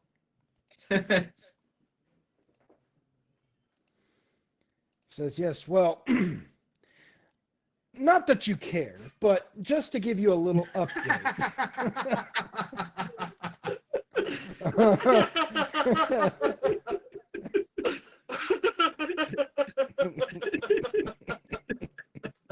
Nice. What the hell is going on? It's a fever dream. He goes, not that you care, but just to give you an update on the current affairs of your house, your noble house, of which you are the long lost heir to, that your father lived and died to protect. Very good. Let's hear it. He goes, I got this interesting message today, maybe about an hour ago, from the Adventurers League saying that, you know, that they had already sent you a summons, and he pulls out the one with the seal on it that he showed you before. He's like, that they sent you a summons that I guess is worth nothing now, and he just tosses it behind him himself. And he says that that they require your audience post haste. So those are the words. All that, I mean, there's a lot of other jargon here. No correct information. Running around without the proper paperwork. He goes, but you know, all that doesn't matter because the important words that you need to take from all of this is the words post and haste, which is what I need you to do back here. He says, I am really sorry, and if you want to fire me once you get back, well, you may do that. You would be foolish and childish to do so, because I seem to be the only one keeping this place together, but... And then he clears his throat and fixes his hair because his hair is getting all frazzled. He's like, oh no, oh no, no, no, no. I will not let you are making me perspire, Android, and I hate to perspire. And he fixes his hair and he says, please come back, my lord. We need you here. There's a lot going on. And I'm sure whatever mess you've made in Peng Shun can fix it. Oh, they will. I just gotta get you well. He says, where is you Quill? Um, doing dragon things. Leave him.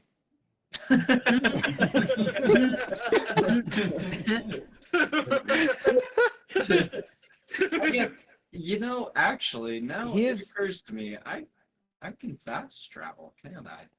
He is a big boy. He will take care of himself. And yes, you can fast travel, can't you? Yes, fine, whatever. Fast travel. Do whatever it is you got to do. Just get back here now. Like right Would I now be now? most useful in all this? I could stay with you, Quill. Android kind of raises an eyebrow at Mindoc, and he's like, "Hold on, what's your intention?" And Why? you just hear Sebastian cut in and go, yes, leave the elf. Come back. He wants to stay. He can stay. Well, fair enough. I would just like to know why. You are right. He is free to do as he pleases. I'm just curious.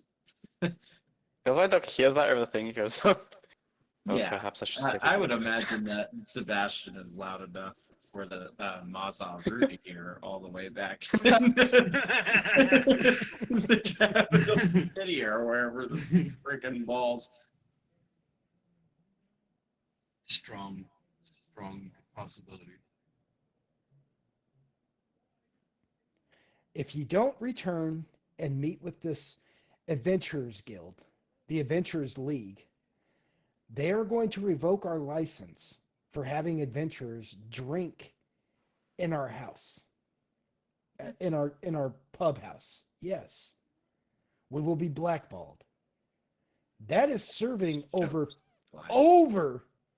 mind you, 80% of our income right now. Such a thing really matter. He looks Yeah, at you, well, mind well, doc, in the mirror. Yeah, even Android kind of like turns and gives him this crazy fucking look. Like, why do you think we get to like travel nicely? I get to travel because of a strong understanding of the fundamental arcane arts. He's It's a like- good thing Uquill's not there. Android kind of snaps his finger and points at him, and he's like, "And that's why you need me to show you true magic." Sebastian goes,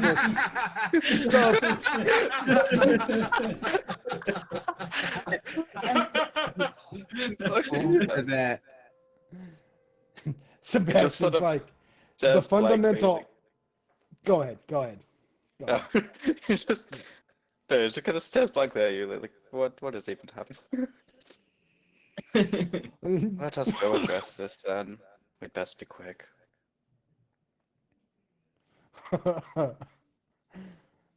It's like, oh, good grief.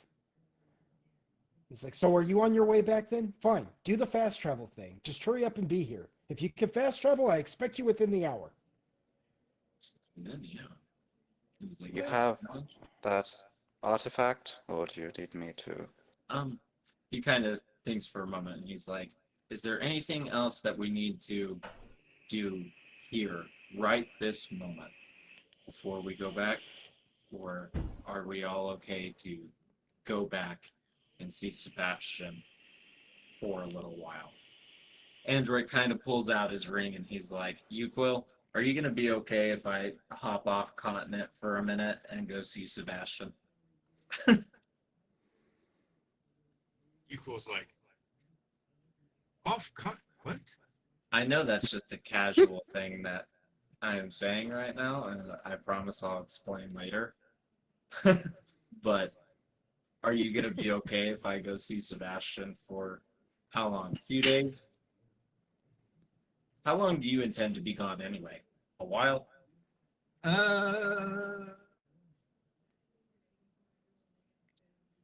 This is gonna take a minute. He looks at the old man. He's like, "This is gonna take a little while, right?"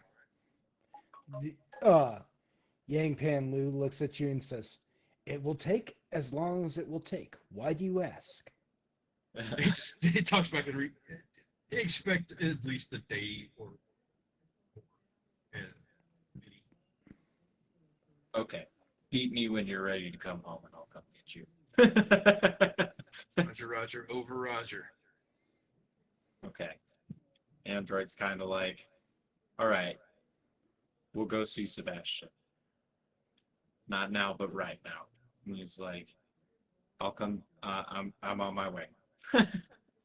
Sebastian says, "Good, good. We'll see you when you get here." And he just slaps the thing shut. But before he does, he's like, "Master of the arcane arts, like that accompanies you with a martini or something."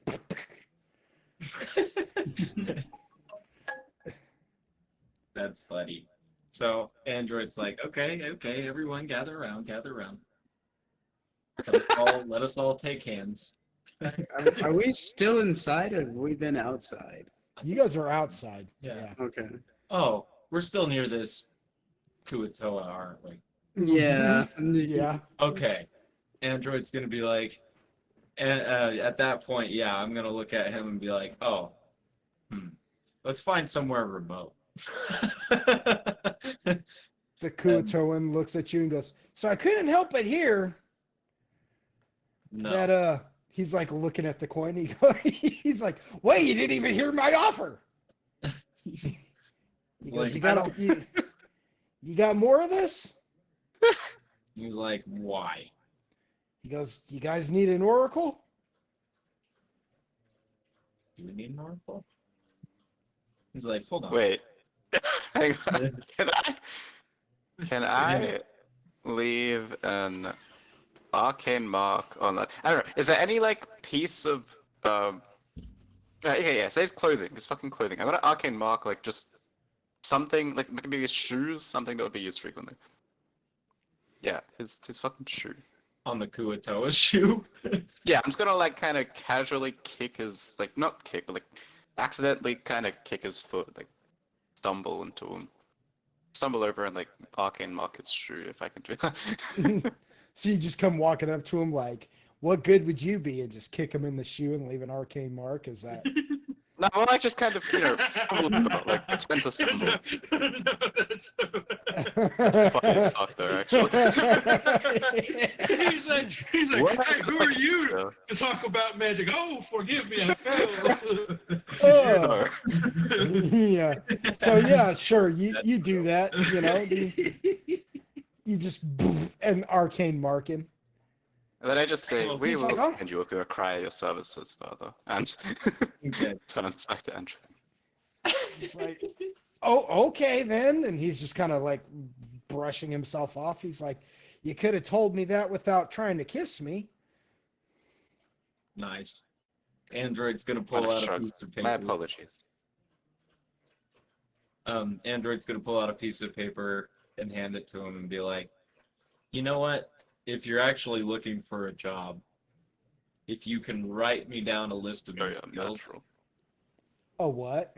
a list of your skills, I will take it back to my liaison and see what we can't do to turn it into a job description.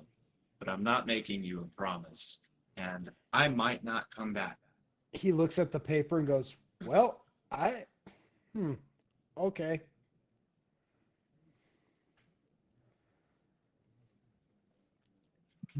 So you guys begin to use the eye of the storm. Oh, not in front of him. I'm No. taking off into the woods somewhere. Okay, so once you guys are gone and like secure distance away, we leave the alienist sitting there looking at this piece of paper, and he goes, "I can't read or write." And then he crumbles up. My God. He crumbles He crumbles up the paper and just eats it, and then smiles at the camera with a thumbs up. Dun, dun, dun, dun, dun. Oh. That's what I thought. You guys go out True to a magic, safe. my duck. Yet Once he is again, just clapping. he is arcane marked though. My doc did arcane mark him. He has no idea that he's arcane marked. You guys go As unnatural as that looked. yeah. You guys go out into the forest, and Android, you pull out the Eye of the Storm. And- Can I de-summon Ruckus or send them back before we do this? Sure. I'm gonna do that. Ruckus And- he stands up on his hind legs and wraps his arms around you and lays his head on your shoulder, and he's like, "You be careful, all right? I'm not talking about the fight. I'm talking about the woman. She's crazy." And then he like lowers himself and jumps through the portal. You hear, you hear him, wow, wow, wow, wow, and then he stops and goes, "Oh, forget it." I'm gonna give him with a good old tatabayo. He's like, I can't. I just can't even eat it. I can't even eat you right now. It's like, you poor thing. Come here. I'm sorry. Your woman did this to me. And then the portal closes.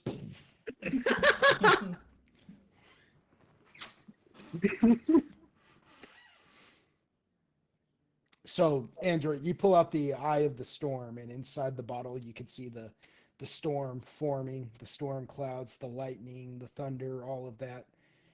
And you. Lightning. Lightning. Just a young. Okay. Anyways, you pop the cork, and the freaking. Oh shoot! I just hit the mic, and the storm naturally comes up out of the bottle and begins to engulf you guys. The wind, the crashing, the noise. You guys begin to feel yourselves inside the whirlwind as you're watching as, like, literally bamboo trees are being blown over, cherry blossoms are being ripped up out by their roots and tossed around and everything. You guys are just, then all of a sudden it's completely calm as you watch the storm happening all around you, and then you guys are just sucked up. And then dropped right in the middle of White Sword at your house. What do you call it? At your noble house, at your headquarters. Yeah, your manor. Just causing us, like, there was a water fountain in the courtyard that has now been sufficiently cracked and blown over. Some of the trees have been split in half. Some of the shingles have been ripped off the roof. There are guards running around going, "What the heck?" Some of the drunk people in the tavern are coming out going, "What is going on?" As you guys are just now standing there in the middle of all this, with Sebastian coming out being like, "What in the name of St. Cuthbert is taking place here?" Android's gonna be like, okay, to be fair, I didn't know it was gonna do that. As it did do that last time we did something like this. You know, I can do this without the inexact side effects that seem to plague this artifact of yours. Yeah, don't you have like slots or something? You kind of like wave his hand. Yes.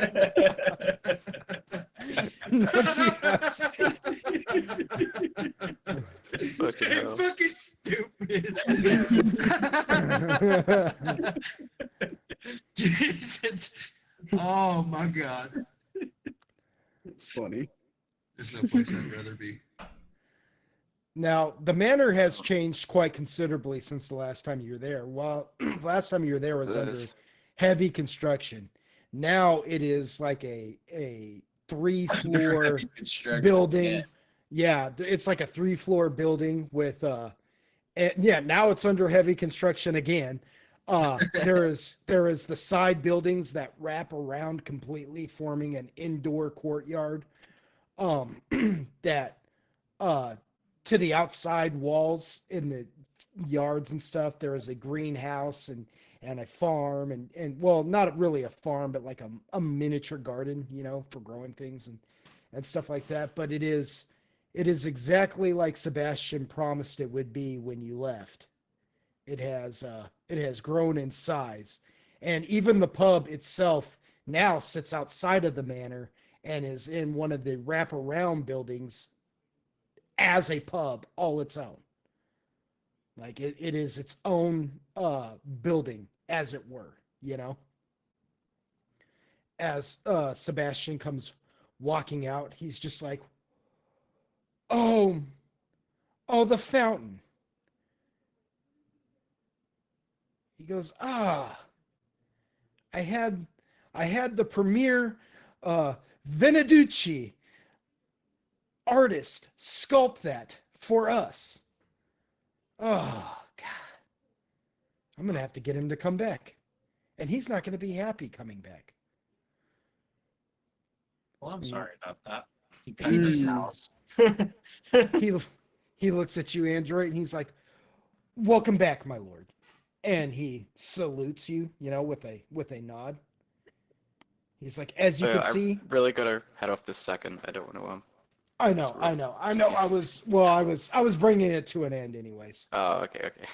No, Says, but I'll have to wait back. Like I genuinely have to go right now. Sorry. okay, that's okay. Oh, We'll yeah. see you later. See you later. Yeah. What a bum. No, I'm just kidding. He goes, I hope he listens to this later and goes, "What the crap?" But no, yeah. Sebastian bows and he goes, "Welcome back, my lord. As you can see, the manor is exactly as I promised it would be when you left. Which feels like a decade ago. But you are back now." He says it is it's beautiful, Sebastian. It is premier. It's my Casa Bonita. He says, "Oh," and he takes his glasses off and wipes a tear away. He goes, "You don't know how much that means to me to hear you say that, my lord." He says, come in," and he looks at everybody else, Zoltan and Otis and Mindoc. He says, "Oh, you all look worse for the wear." And then he looks at Otis and Mindoc and he's like, "I don't know you two."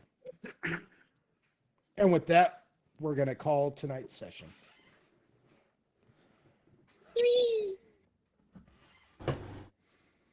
I have wonderful news for y'all. What is that? I will not be able to participate next weekend. Nice. Ah, That is wonderful news. Dang. well, that's rich. Why not? After I just It shall be my birthday weekend, and some people have made plans for me. I understand. What a bum. My fault, Will. My I fault. understand. It is what it is. And Nah, I'm just we've got all.